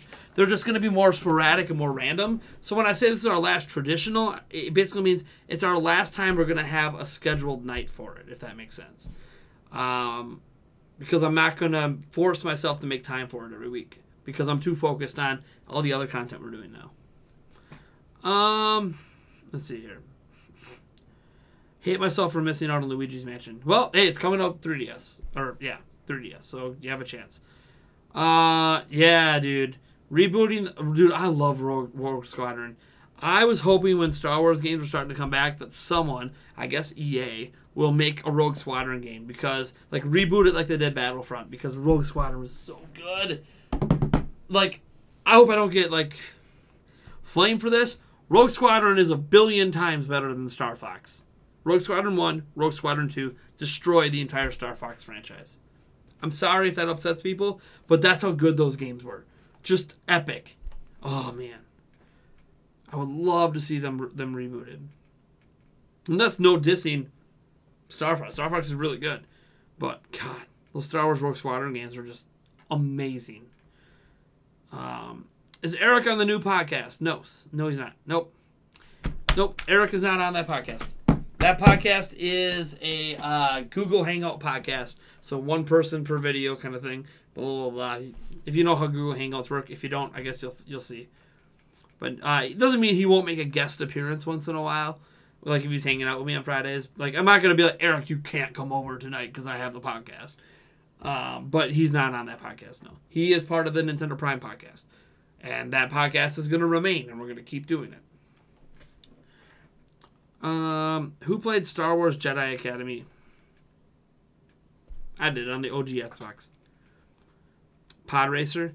Yeah, the first Pod Racer was at N64, I think. That one was really good. I don't play much Rogue Squadron because I didn't like how there's a bunch of defense objectives in this. The defense objectives aren't that bad, though. They're really not. I mean, remember, you're flying for the Rebel Alliance. Of course you're on the defense. That's like the biggest thing in Star Wars. The Rebel Alliance is rarely on the attack. They're on the defense most of the time. But yeah, Rogue Squadron was so amazing. But it's one of the, if you're not into that, it's fine. You know, it's not like, oh my god, because you don't like Rogue Squadron and you don't like defense things, you suck. Like, Blossom Tales is now staring at me. My thing is pinging. Do I have new friend requests? I always have new friend requests. I do. I have 2 of them. We'll wait to add them to our next multiplayer stream. I should go through what are people playing right now. Jake is playing Load Runner. Tuya, whatever his name is, playing Masters of Anima. Enter the Gungeon, Kirby Star Allies for Thor. You know, I wonder how many different games. Xenoblade Chronicles, Fire Emblem Warriors, Rocket League, Saga 5, Stardew Valley, Breath of the Wild, NBA 2K18, Ultra. Look at this. I have such a varied bunch of people playing Splatoon 2 right now. I have such a varied amount of people playing different games. So Splatoon 2 is definitely the most played right now on my list. Mario Kart 8 Deluxe is up there right now too. Nice. Just a bunch of people playing a whole bunch of different games on Switch. You want a new Wave Race? All right. Played Jedi Outcast. I haven't touched Jedi Academy, but I played multi-year either. I use cheats for the game. I still own Pod Racer and N64. It's great. Yeah, dude. I don't like defense objectives in general. Okay. I mean, it is what it is.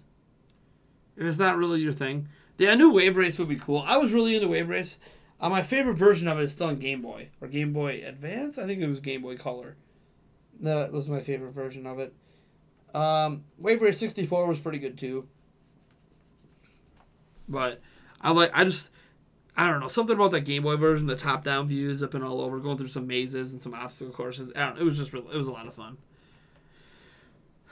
Disgaea, just saying. I know, okay, if you guys haven't figured out by now, out of all of the video game YouTubers in the world, I guarantee you that I am the worst at pronunciations. The worst at remembering the names of things. Like when someone said, that's the Sigma symbol from the character in Mega Man X, I'm like, okay. And I beat Mega Man X. I just don't remember that crap. And I should. Like, I know it's on his helmet. I just don't remember that stuff. Like, it just wasn't ringing a bell to me. I'm terrible like that. I'm getting older, man. My memories are starting to get fuzzy on some things. Maybe it's the booze. I have played Empire at War. Yep, Edward. I used to play a ton of Star Wars games. I'm a big Star Wars guy. I love Star Wars. You wouldn't know that if you go to my house because I have like no Star Wars memorabilia or anything. It's all video game stuff. All in sports. Milwaukee Bucks, Packers, Brewers. Sad day. Sad day. One of my favorite hats now has a stain on it from painting. My awesome Zelda hat. There's a stain right here on the bill. And then back here. I can't get it off. I know I can use paint thinner, but I'm afraid paint thinner might also lighten the color on the actual bill and hat. So, whatever. I'll wear it. You guys know about it now.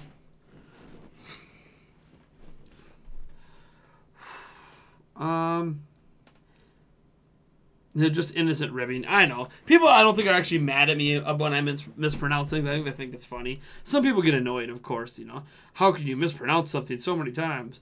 Like, how can you say A.G.A. Numu wrong like a zillion times? Because I can. I've been saying his name for like 8 years, and I still say it wrong. Like, I've practiced it. I've tried everything I can to get it right, and I still screw it up. Do I think Disney is milking the franchise? What franchise? I don't know what Star Wars. Star Wars. That's what we were talking about. I mean, yeah. But who didn't? I mean, they're milking the Marvel franchises as well. Like, that's what Disney does. And the thing is, like, I wanna complain, but I've liked all the movies so far. Like, I don't think they're always masterpieces, but they're good. So I don't have any complaints. Like, they're milking it, but I'm not complaining about it. I think so far it's been pretty good. I like the direction they've taken with Star Wars. So they're definitely milking it, but it feels different than when they were milking Pirates of the Caribbean, right? Because Pirates of the Caribbean felt like they didn't have any plan. I like the first 3 movies. I think they should have stopped there. But they had like no plan after, and they just kept milking and milking and milking. Whereas with Star Wars, at least it feels like there's a plan, right? It feels like everything is set. They have good script writers, and they're making it work. And they're putting the right budgets behind it. They're using a lot of practical effects. I love practical effects. So, yeah, I actually think while they are definitely milking it, it does feel like they have a plan, and so it feels like we're getting better quality content because of it.